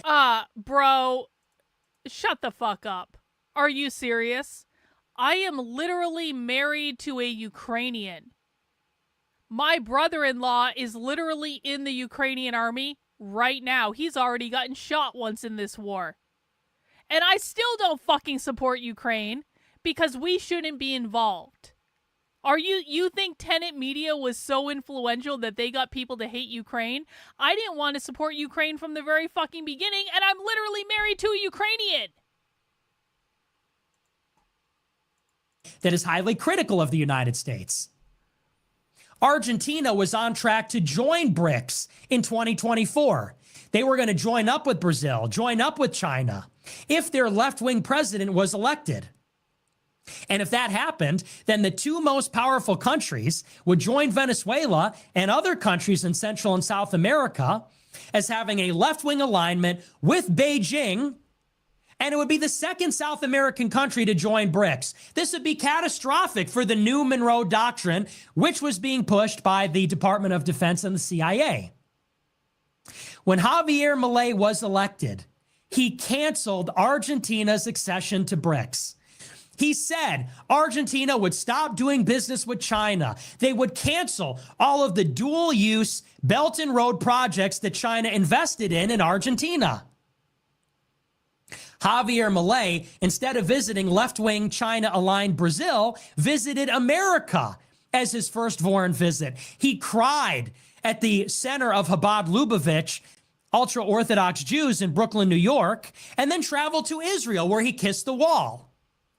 Then he came back to Argentina, gave the United States all of Argentina's lithium, gave the United States control over the Paraná River, and then he hosted the CIA director, William Burns, the Secretary of State, Antony Blinken, and the Southcom commander, Laura Richardson, who was the architect of the new Monroe Doctrine.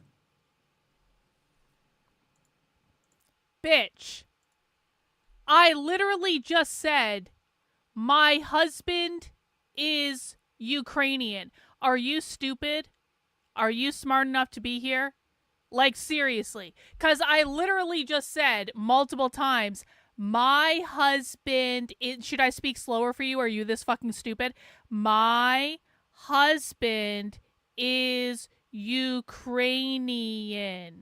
My brother-in-law is in the Ukrainian army literally right now. My brother-in-law has already gotten shot in the Ukrainian army.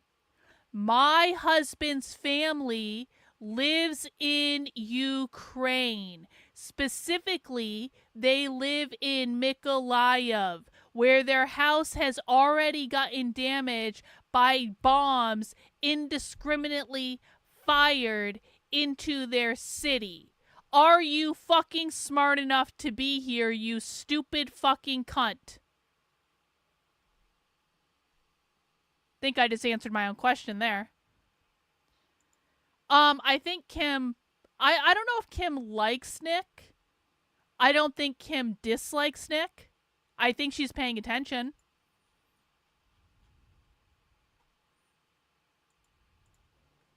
Javier Milei is one of the only countries that votes in favor of Israel at the United Nations, supports Ukraine's war, was welcomed by the Biden administrations in a critical minerals partnership, was hosted at CPAC, friends with Elon Musk, who needs the lithium for his cars. And Tucker played a crucial role in that.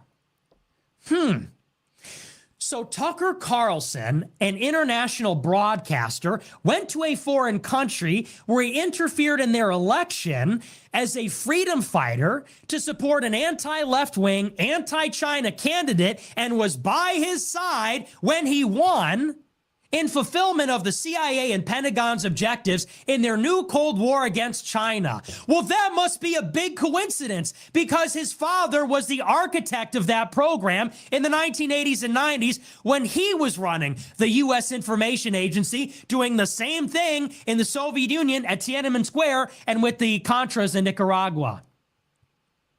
Must be the coincidence to end all coincidences.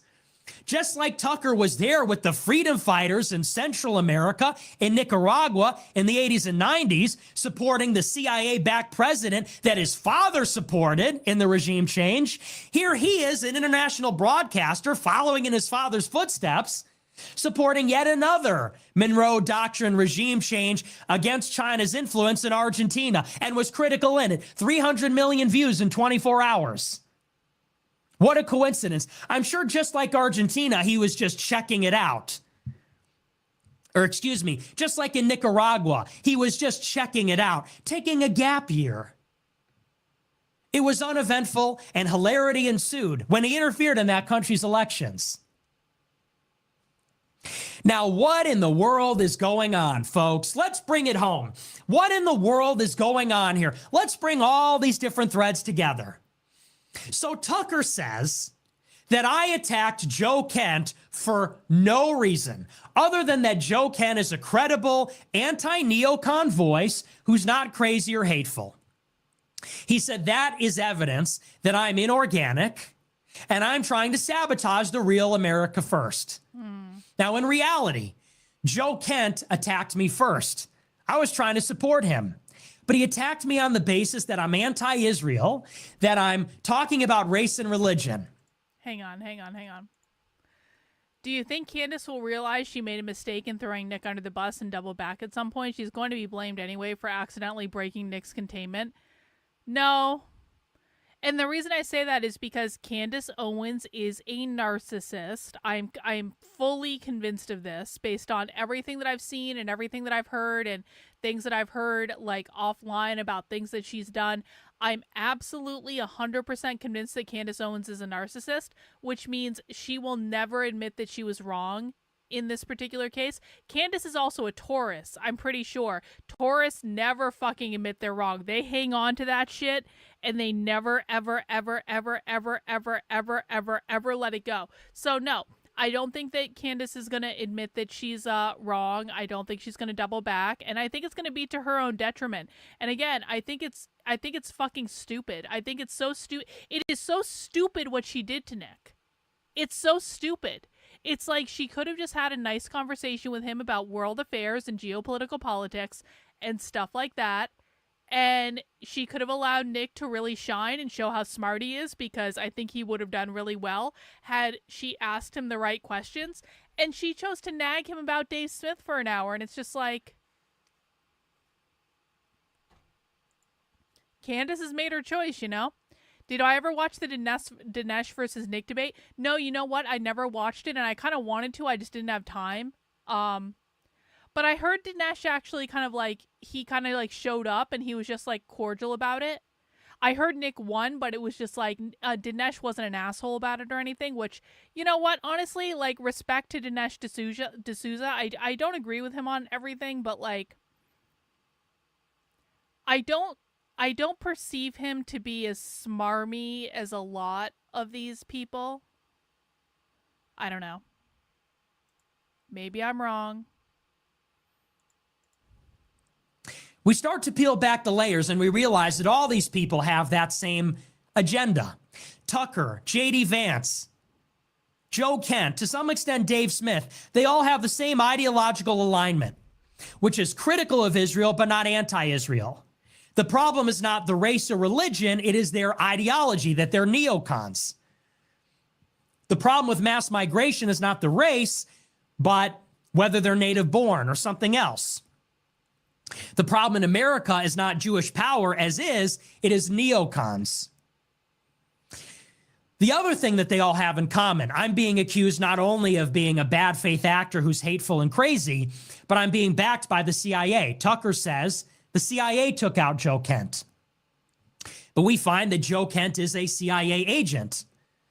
We find that J.D. Vance was groomed and created by neocons and CIA contractors. And Tucker has a quid pro quo relationship, promoted him, helped him with Trump, had him on his show, profited from his venture capital firm, 1789 Capital, got his son a job in the vice president's office.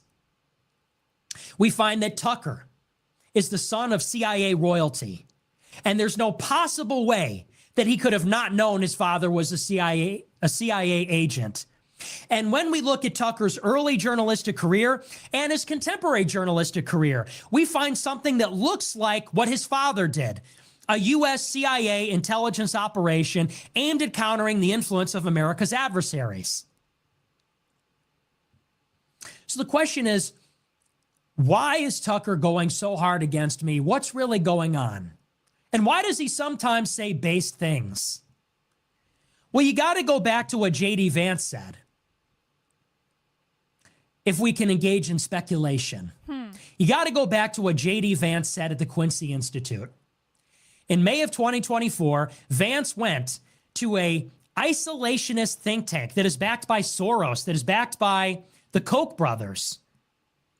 And according to Jewish Insider, he put a pro-Israel spin on America First, just like Joe Kent, just like Tucker Carlson. And what Vance said was this.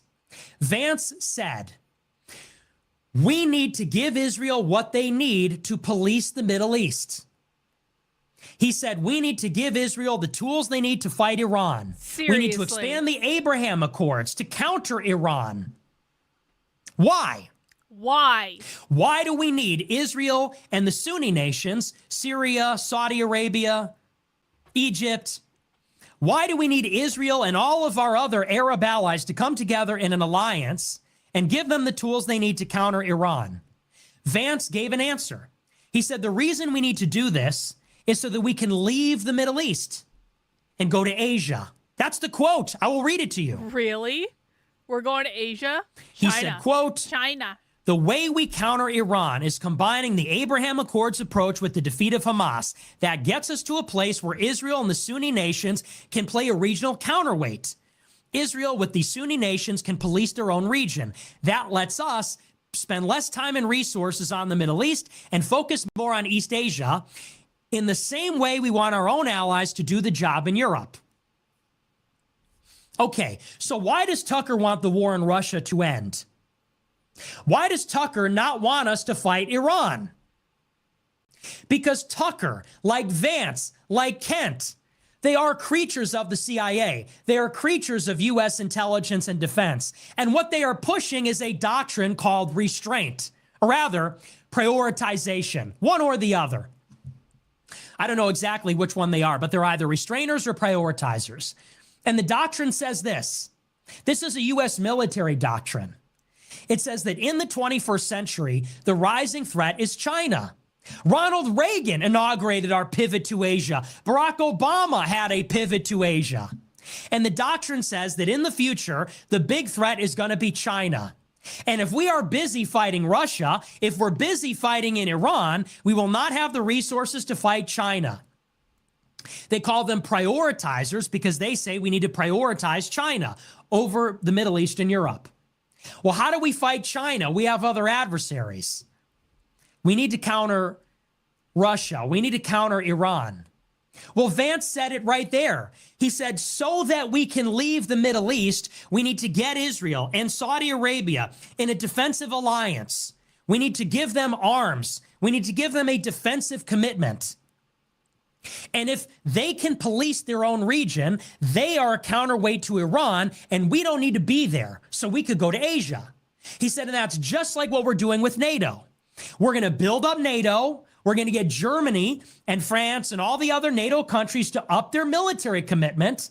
We're going to get them to spend more money on defense, increase their defense spending as a percentage of GDP. Why? So they can counter Russia, so they can police their own region, so we can leave and go to Asia. That's the program. So when Tucker says, I don't want to bomb Iran, but I'm pro-Israel, he is articulating the prioritizer, restrainer position, which is Israel is going to be an American ally because we're going to count on them to counter Chinese influence or Iran or in the future Pakistan. Israel is going to be a security partner of the United States. That's why Kent and Vance and Tucker are all pro-Israel. But that's why they say I'm not Israel's enemy. You have real enemies. I'm not one of them. I love Israel. Insofar as Israel is doing our bidding, I support them because they understand that Israel will be a security partner doing our job, countering Iran in the region. But, here's the but, Tucker and Vance, to some extent, and Kent realize that if the United States is bogged down in Iran, if we're fighting Israel's war in Iran on their behalf, it defeats the whole purpose. If Israel is getting us into a war in Iran, then we can't get out and prioritize China. If we do regime change in Iran, we're going to be on the hook. We can never leave the Middle East, and then we can never move to China. So this is why Tucker says, I'm anti-neocon. Because the neocons want regime change and nation building. The neocons take it a step further. They say America needs to fight Israel's war. It's neocons versus prioritizers. The neocons, like Mark Levin and these elements in the Central Command and in the CIA, on behalf of Israel, the former national security advisor, they want us to overthrow Iran's government and rebuild that nation as a pro-Israel regime. That's the neocons. The prioritizers and restrainers want to arm Israel, maybe overthrow Iran through covert means, but they don't want there to be too much instability because the end goal is to hand off countering Iran, if it exists in its current form, to Israel and Saudi Arabia in the Abraham Accords. And Israel will remain our ally, countering Iran. But that is in a bid so that we can circle over to the Pacific and fight China, America, and the CIA and the DOD's real enemy. That's why Tucker says, I'm not anti-Israel, because he isn't. In Tucker's worldview, Israel's going to be our ally, doing our job, holding it down for us in the Middle East. It's these neocons that are too pro-Israel that are going to defeat the whole point of giving them arms and getting them to agree with Saudi Arabia. If we're fighting Iran anyway, then we can't leave and fight China. That's the point. And that's why Vance says this. That's why Tucker told Trump to pick Vance as his VP. That's the same reason why Tucker and Vance are pro-Russia. Tucker and Vance want the Ukraine war to end so that we could rebuild that line, so that we can empower Europe to counter Russia and police their own region, the same way they want Israel to police Iran, so that we can leave Europe and go to the Pacific. So why are Vance and Tucker and Kent anti-Ukraine, pro-Russia, critical of Israel, but sympathetic to Iran? It's because they are creatures of the CIA. They are prioritizers. They want to prioritize our fight with China by handing off our security responsibilities to an empowered NATO and to an Abraham alliance that includes Israel in the Middle East. That's what they're doing. And someone like me, well, I'm further to the right than Tucker. If a neocon like Mark Levin is saying we need to overthrow Iran and support Israel to the hilt, and Vance and Tucker are saying we don't need to overthrow Iran, but we do need to arm Israel and hand off our security to them. I'm a step further in saying we shouldn't arm Israel. We should not overthrow Iran. We should not arm Israel. Why? Why do I say that?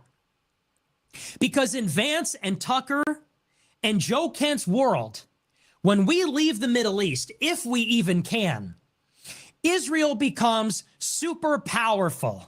And that's a problem for the United States. China is not the biggest threat. You want to know why? Because China doesn't run our State Department. China doesn't run our Defense Department. China doesn't run the ADL and APAC and Congress. China doesn't have control over our defense procurement and our defense tech industry.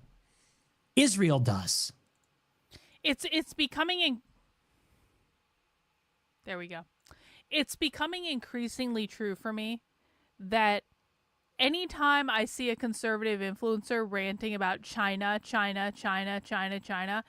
not that I think that China is an innocent little snowflake, okay? It's not that I'm not suspicious of China, but like I don't actually think that China is the biggest threat to anything. I know the left are not Maoists. Everyone who says that the left is doing Maoism with American characteristics, that's all bullshit, because leftists when you actually listen to communists and socialists, they explicitly reject Maoism most of the time. Not all the time. There are some Maoist socialists, but like most of them explicitly reject Maoism. But it's really conservatives who are so obsessed with China. And it's like, why? Like, honestly, why? What are they doing? I mean, you could say they're stealing our intellectual property. Okay, okay, fine, that's true, and they shouldn't be doing that. But am I more concerned about China's influence than I am about Israel's influence? No. Israel owns our fucking government. Israel owns the Republican Party. Like, Republicans are way more pro-Israel than they are pro-America. Republicans will do anything they can to help Israel over helping, like, an American who needs it. So, I mean, I don't see China doing that. And AIPAC and Congress. China doesn't have control over our defense procurement and our defense tech industry. All right, Israel I gotta pee. I'll be does. right back. American Jews do. That's why. So in Tucker's world, he's no different than James Angleton. The CIA and Mossad have always been like this because there's this fantasy that the United States and Israel are fighting the same fight. In the old days against communism, in recent times against radical Islam, in the new time against China and Iran and Russia. So James Angleton gave Israel the nukes so that Israel would tell us about the Soviet Union. James Angleton was a Cold Warrior CIA pioneer from Idaho who was not Jewish, but saw Israel as a bulwark against the Soviet Union and saw a mutual benefit in the CIA working with Israeli intelligence. And the neocons in the Bush administration thought the same thing. The United States is working hand in glove with Israel, fighting the war on terror, which threatens the American homeland, like in 9/11. And they're saying the same thing now. Israel is going to help us counter China, Iran, and Russia. We're going to arm them. We just can't fight their war. But what has happened throughout all of this?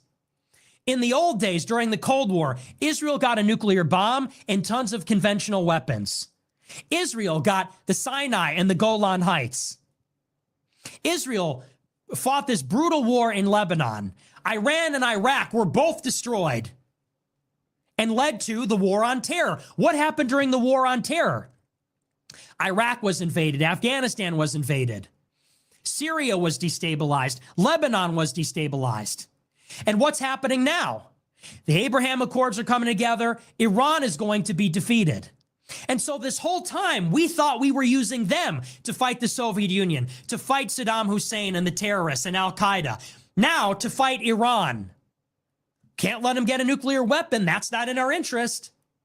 But all along, they have been using us to get a nuclear bomb, to achieve parity with their Soviet-backed Arab neighbors, to achieve peace with some of them and proxy wars against others, to overthrow some of the key dictatorships, the Ba'athist dictatorships of Saddam Hussein and Assad in Iraq and Syria, and now to defeat their last remaining enemy, Iran, and to get them integrated with Saudi Arabia and the other countries in the Middle East.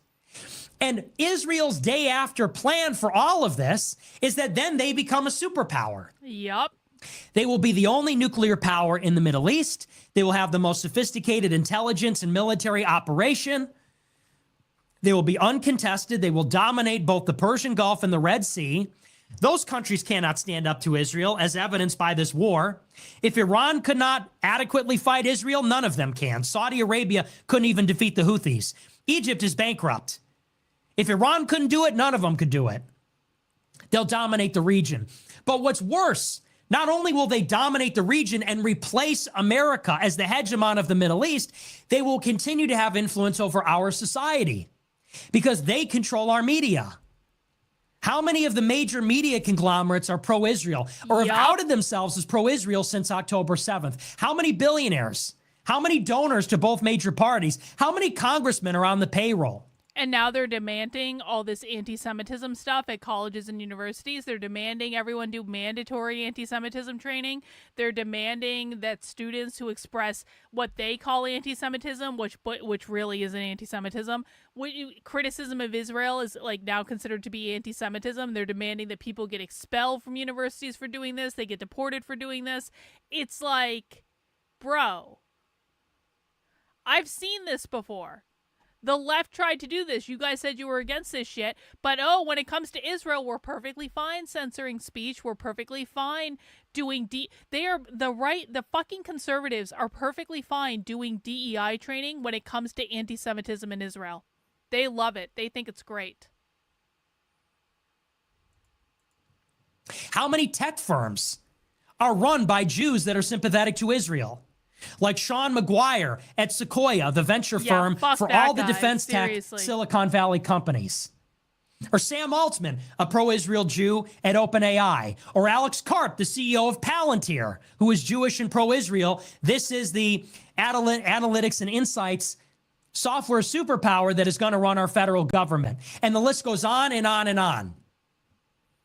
If they have hegemony over the Middle East and they have subverted America with the fifth column, I'm not worried about China. I'm worried about Israel and the Jewish nation. That's why I focus on their ethnicity and religion. Because even if they're not neocon per se, even if they're not even right-wing or dyed-in-the-wool Zionists, they will be counted upon by Israel and by the Jewish nation to do the bidding of the Jewish nation. That's what makes me skeptical. That's why I'm skeptical of this pivot to China. Leave it to Israel. Give Israel the Middle East so we could fight China. I don't want to fight China while Israel grows more powerful. Right. Okay, we fought all of Israel's wars. It weakened us. Now we're going to race into a war with China while Israel gets all the fruits of the victory. Why does Israel always want the United States to fight their wars for them? Why are we fucking bombing Iran? Iran has done nothing to us. Why are conservatives programmed to hate Muslims? Listen, man, I don't agree with Islam. I don't think Islam's good. And by the way, I'm not a Christian either. I'm not a Christian. I believe that Islam is bad for the same reason that Christianity is bad, which is they're all Abrahamic, and you should watch Adam Green and learn about that. And I know people don't like Adam Green, but I love Adam Green. And I think he's right about that. But my point is like, why are conservatives so vehemently anti-Muslim? Why? What are they actually really doing? Why are we in charge of bombing Iran? That makes no sense. Iran hasn't done anything to us. But no, Israel wants us to bomb Iran because Israel wants to bomb Iran, but they need us to do it just like Israel wants to bomb Lebanon, just like Israel wants to go to war with every fucking country in the Middle East. Why is Israel always at the center of every fucking problem? I don't think it's anti-Semitic to ask these questions. I don't care if someone's Jewish. But, like, don't fucking tell me that I need to support going to war with Iran on behalf of Israel or I'm anti-Semitic. That makes no sense at all. They get the spoils. They continue their influence here. How is that strategically better for America? This is the same rotten deal that has always existed between the CIA and Israel in the Cold War, in the War on Terror, and now in this new Cold War with China. And this is why all of this stuff is relevant. Dick Carlson pushing Tiananmen Square. You know who else is a major China hawk? Peter Thiel, J.D. Vance, Joe Ken, and Tucker Carlson. Tucker Carlson is a huge China hawk. He says we need to get our military less woke so we can fight China. He says China can't buy up our farmland. China runs Hollywood. The Chi-Coms are massacring Uyghurs. And his father did Tiananmen Square. Right.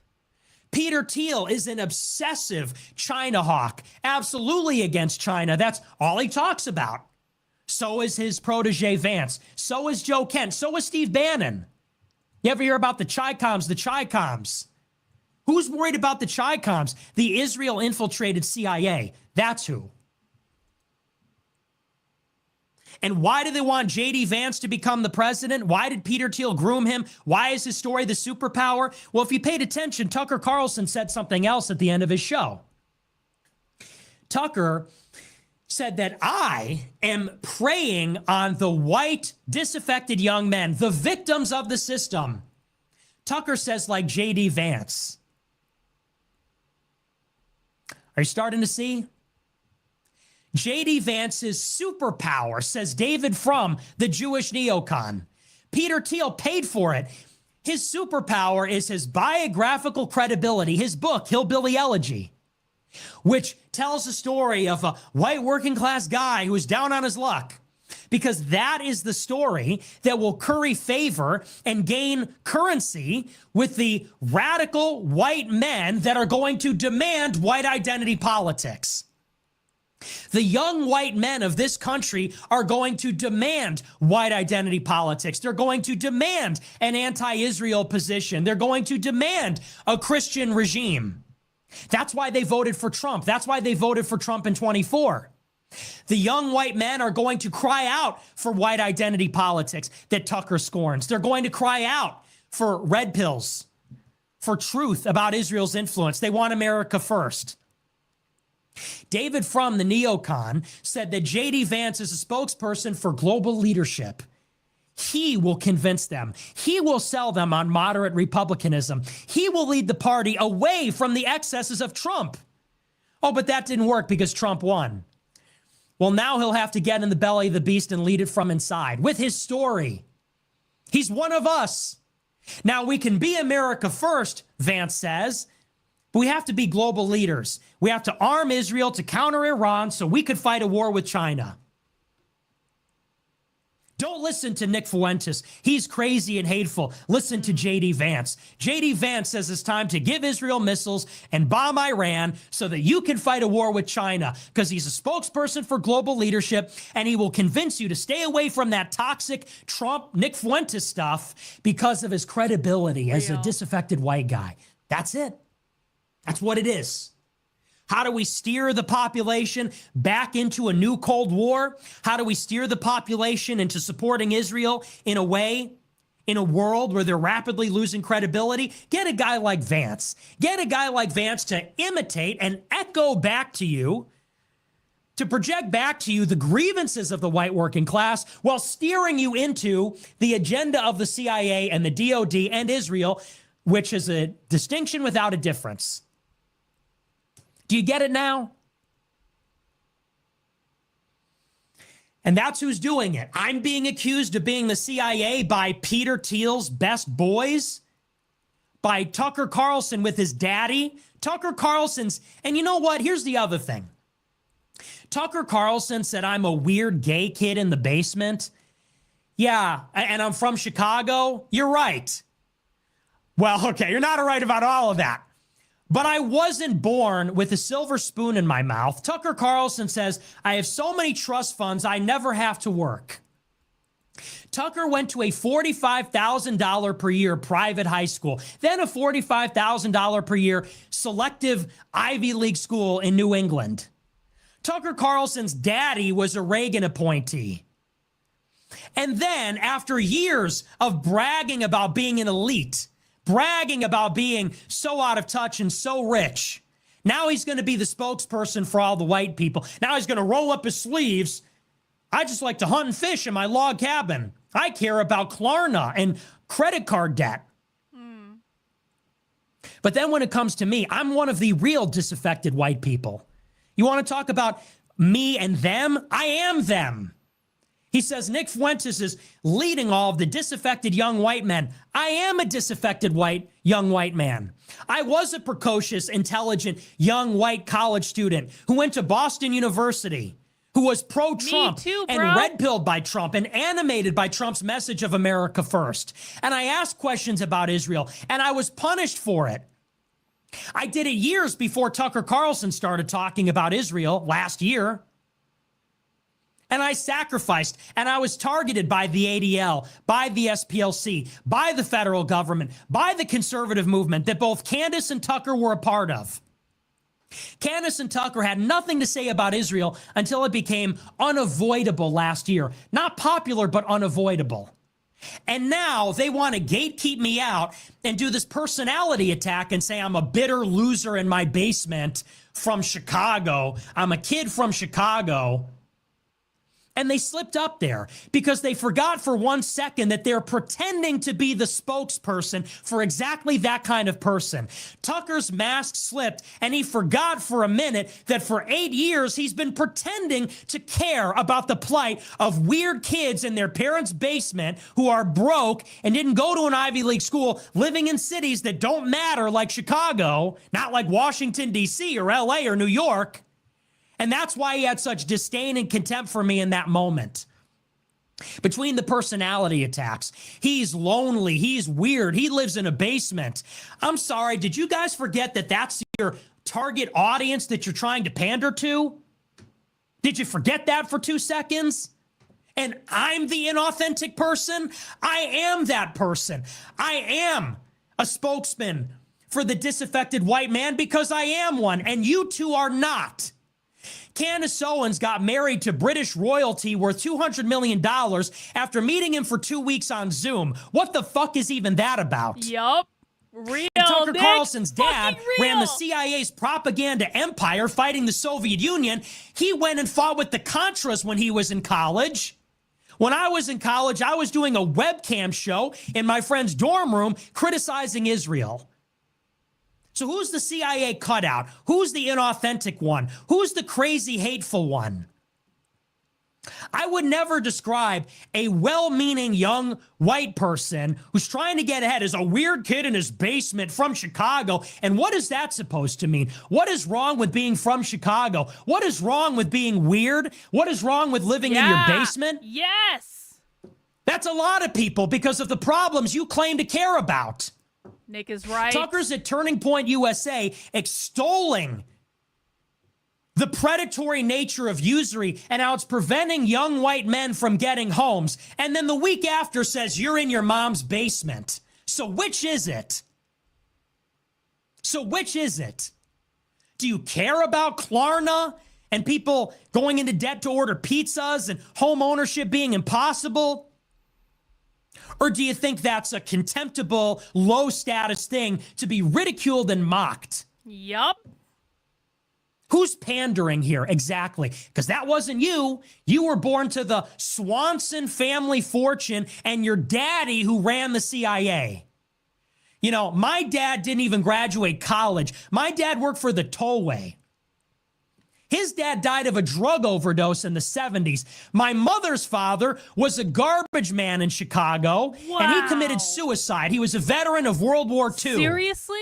Who's the CIA cutout? Wow. Who's the poser? Who is America? I am America. Chicago is America. That's an American story. I didn't go to Yale Law School and suck Peter Thiel's dick and then get a sinecure at a venture capital firm advising Rebecca Mercer and writing hillbilly elegy and talking about it at the Aspen Institute. That's your biographical credibility? I don't know how you can watch this and not love Nick Fuentes. I just don't know. I don't get it. It makes no sense to me, the people that are turned off by this. The people that turned off by this are fucking frauds. He is right. He is right with every fucking thing that he said. And that's why they hate him, and that's why they smear him, and that's why they need to cancel him, and that's why he's banned off everything, because he's right, and he is effective, and everyone fucking knows it. And as soon as people sit down and they actually start listening to him, it's all over. How many of these disaffected white people that love Trump because he's racist went to Yale Law School and got plucked out by Peter Thiel, whoever he even is? Peter Thiel with his fixation with the Antichrist, this homosexual who's involved with the CIA, who wants to live forever and govern the world with AI. Yeah, that's really relatable. Do another show with him and Curtis Yarvin. Do another show. Do the 47th show with J.D. Vance. It is insulting, and it is insulting to everybody's intelligence for Tucker to sit there and say he doesn't know his dad is in the CIA, for him to say that I'm in the CIA. Mm-hmm. What a joke. What a sick joke. Yup. Especially after everything that's happened to me. And unlike what Candace Owens says, she says, what happened to him when he was 18. What happened to me is ongoing. Okay? It never stops. Unlike Candace Owens and Tucker, I never got a contract with Ben Shapiro and Rupert Murdoch. Yup. I was on Maker Support. I was on Patreon. I was on D Live. I had to fight for everything I have. I didn't get $1 million contract from Turning Point. I didn't get $20 million from Fox News. My daddy didn't get me a job in Arkansas.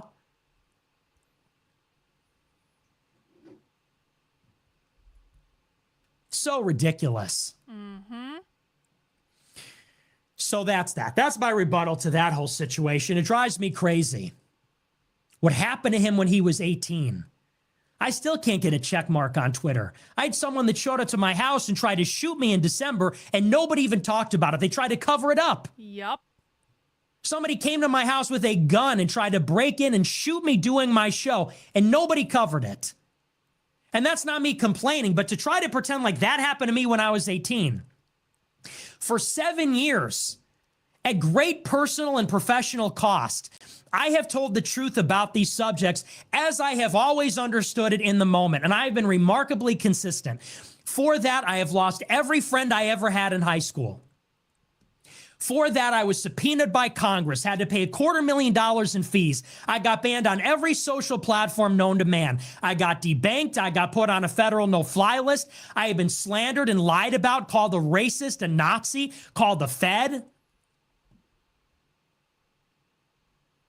Meanwhile, Tucker and Candace were raking in millions from Rupert Murdoch and Ben Shapiro, not talking about the things I've talked about for 8 years. And then when it became unavoidable last year, now they want to direct the traffic. Now they swoop in from Fox News and Daily Wire and say, I'm going to tell you what to think about Israel, and here's who you can and can't listen to.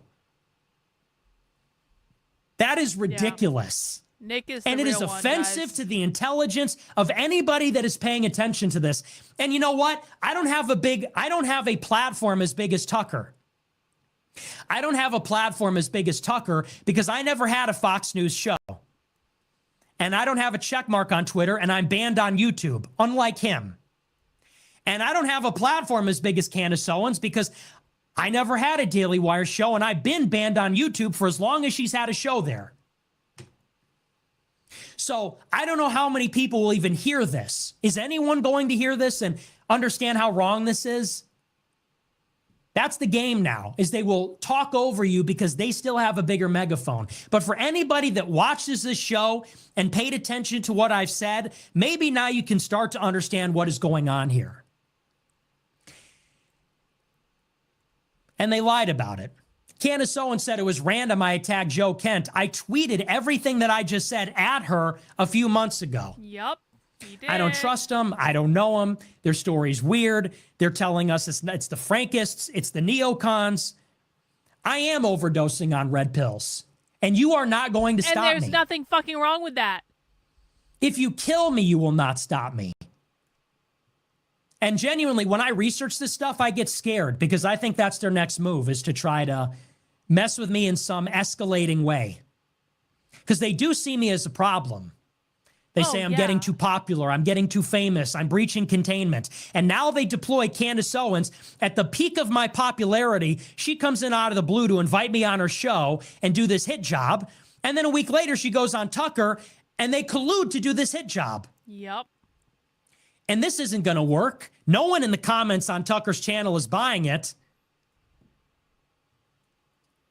I don't know what they'll do next, but I'll tell you one thing. That's the worst thing they could do, because when they do that, I become a martyr. I didn't start this show to start lying or selling out now or playing nice. And that's from the basement-dwelling, incel, white male, loser child from Chicago. You're welcome. Anyway, so that's that. We're going to move on. We're going to take a look at the super chats. But seriously, I feel so strongly about that, because what I've been saying for years is like, this guy's a fake. And when when you hear that, it's like, wow, so that's how you feel. You know? That's his whole shtick. I'm just like you. I'm a normal working class American. And then he says with such derision, with such contempt, this child from his basement, this weird creep in Chicago in his parents' basement. Talk about out of touch. Talk about tone deaf. Seriously? Why don't you do another show about home ownership is out of reach for young males?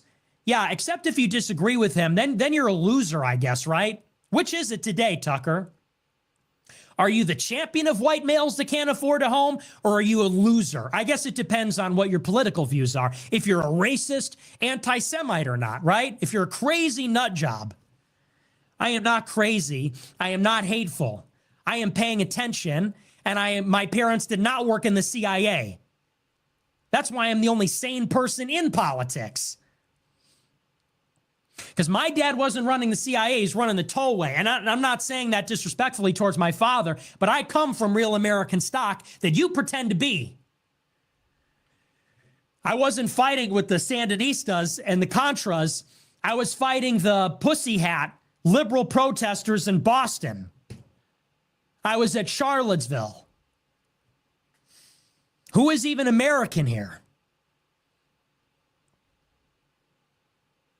I am American. I am America first.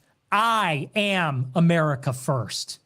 You are not. And if it doesn't have me in it, it's not America first. Inclusive populism, fuck you. Yeah. Multiracial, working class populism, colorblind meritocracy, give me a break. Modern Bill Buckley. Same story. Modern Bill Buckley, and not as intelligent. Anyway, we're going to move on. We're going to take a look at our super chat. So bring it on. Have me on your show then, tough guy. Or are you just going to gossip about me with Candace Owens, daddy's boy? And that's what sickens. You know, in politics, I've known a lot of people that are like that. My father was in the Bush administration. My father. I love Nick so much. Disgusting. Honestly. You disgust me. You disgust I love me, this but kid seriously, so much. You are filth. My daddy ran the CIA. My daddy and my mommy are rich. Good for you, pal. Both of my parents' fathers died in the 70s. So I have that going for me. My father and my grandfather worked for the city of Chicago, which I know. Yeah, nothing important happens here. Just losers here. Just losers in their basements. Just loser anti-Semites and racists that J.D. Vance needs to corral into the CIA plantation to go fight a war with China while Israel gets the spoils. Ridiculous. Yo. That was great. Was that good for anyone else? That was pretty great for me. I really enjoyed that. Let's get a screen. There we go. Perfect. I mean, come on. How can you not love this kid? Come on. I don't know, man. Like, there's nothing else to say. Nick is right. Tucker is wrong. He's being a dick, and Candace is a bitch, and they can go fuck themselves. And Nick is right, and Nick has my undying allegiance. And look at that face. You can't hate that guy. You can't hate him. You can't. Like, it's impossible. If you don't like Nick Fuentes, get the fuck off my channel. I'm not even joking. If you don't like Nick Fuentes, we are not friends. We are not going to get along. If you do not understand this, then you don't understand anything. If you're mad at this, and listen, I say that as a person who has disagreements with him. You can't not like him, though. He's everything. He's everything. He is the leader that we need. He is the leader that we deserve. And he's 26 years old. And it's everything. It's everything. It's everything. All right. Yeah, he needs to bring the mustache back. I would like to see Nick. I'm very pro mustache, Nick. I think I would like to see him grow the mustache out again. Man. All right, well, I guess Nick is going to be doing another round of Tucker expose tonight. I'm not going to be streaming it because I'm going to go work on a book, but maybe we'll watch it next Friday. And I definitely encourage everyone to watch Nick. He's on Rumble. So go watch him over there. Just type in his name and well, you might have to look. Actually, you know what? I typed Nick's name into Rumble to try to find this video, and he did not come right up. He was like the 5th or 6th on the suggestion list. So maybe you have to look for him, but he just hit 200,000 followers on Rumble, which is pretty rad. And so so go watch Nick's part 2 of this tonight. Maybe we'll watch it next week. Maybe something else will come up. We'll have to see. But yeah. Nick is awesome. Nick is the best. Nick is the leader we need. I would vote for Nick. I did vote for Nick Fuentes for president. I was about to say I would vote for Nick Fuentes for president today, but I actually literally did vote for Nick Fuentes for president in 2024. And Chief Trumpster for VP because he earned it and he's a nice guy. All right. So I will be back. I will be back tomorrow for Socialism Saturday, We will be watching Real Radical Revolutionary Socialists on the channel at 6 p.m. tomorrow. Thank you to everyone who sent in a super chat. I appreciate you guys. And come to Socialism Saturday tomorrow. Watch some Real Radical Revolutionary Socialists. I'll show you shit no one else is showing you on the internet. You can see the real far left and have your mind blown about what's going on. And I hope everyone goes and watches Nick's show tonight and enjoys that. And I'll see you guys when I see you. I'm going to go write a book. So take care, guys. Have a good one. We'll see you soon. Bye. How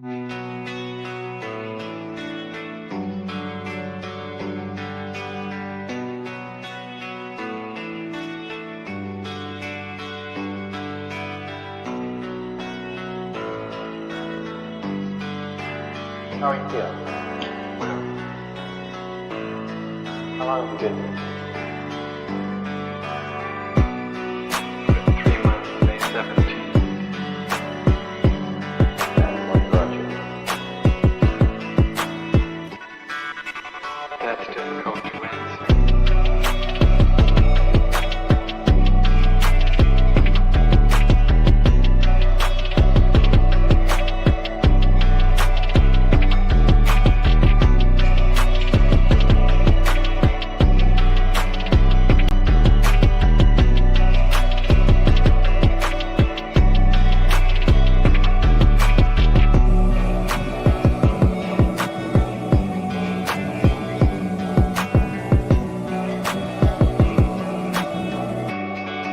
To give you some idea.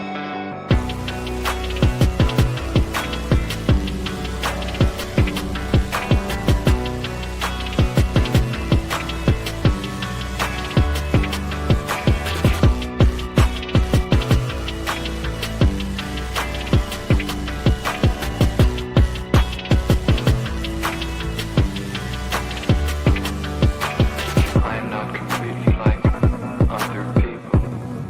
What do you mean by that? People dislike me because I am not completely like them.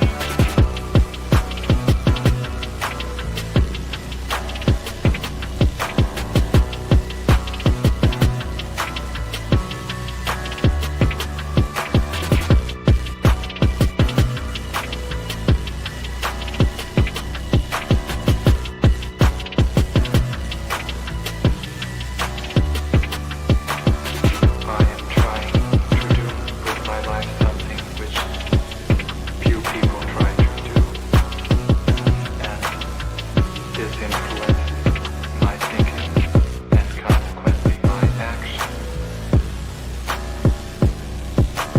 What is it you're trying to do with your life?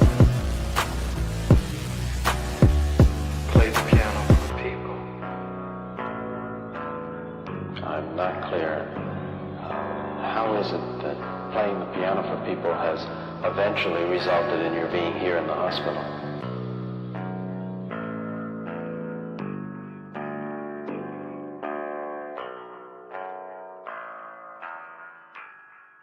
That's difficult to answer.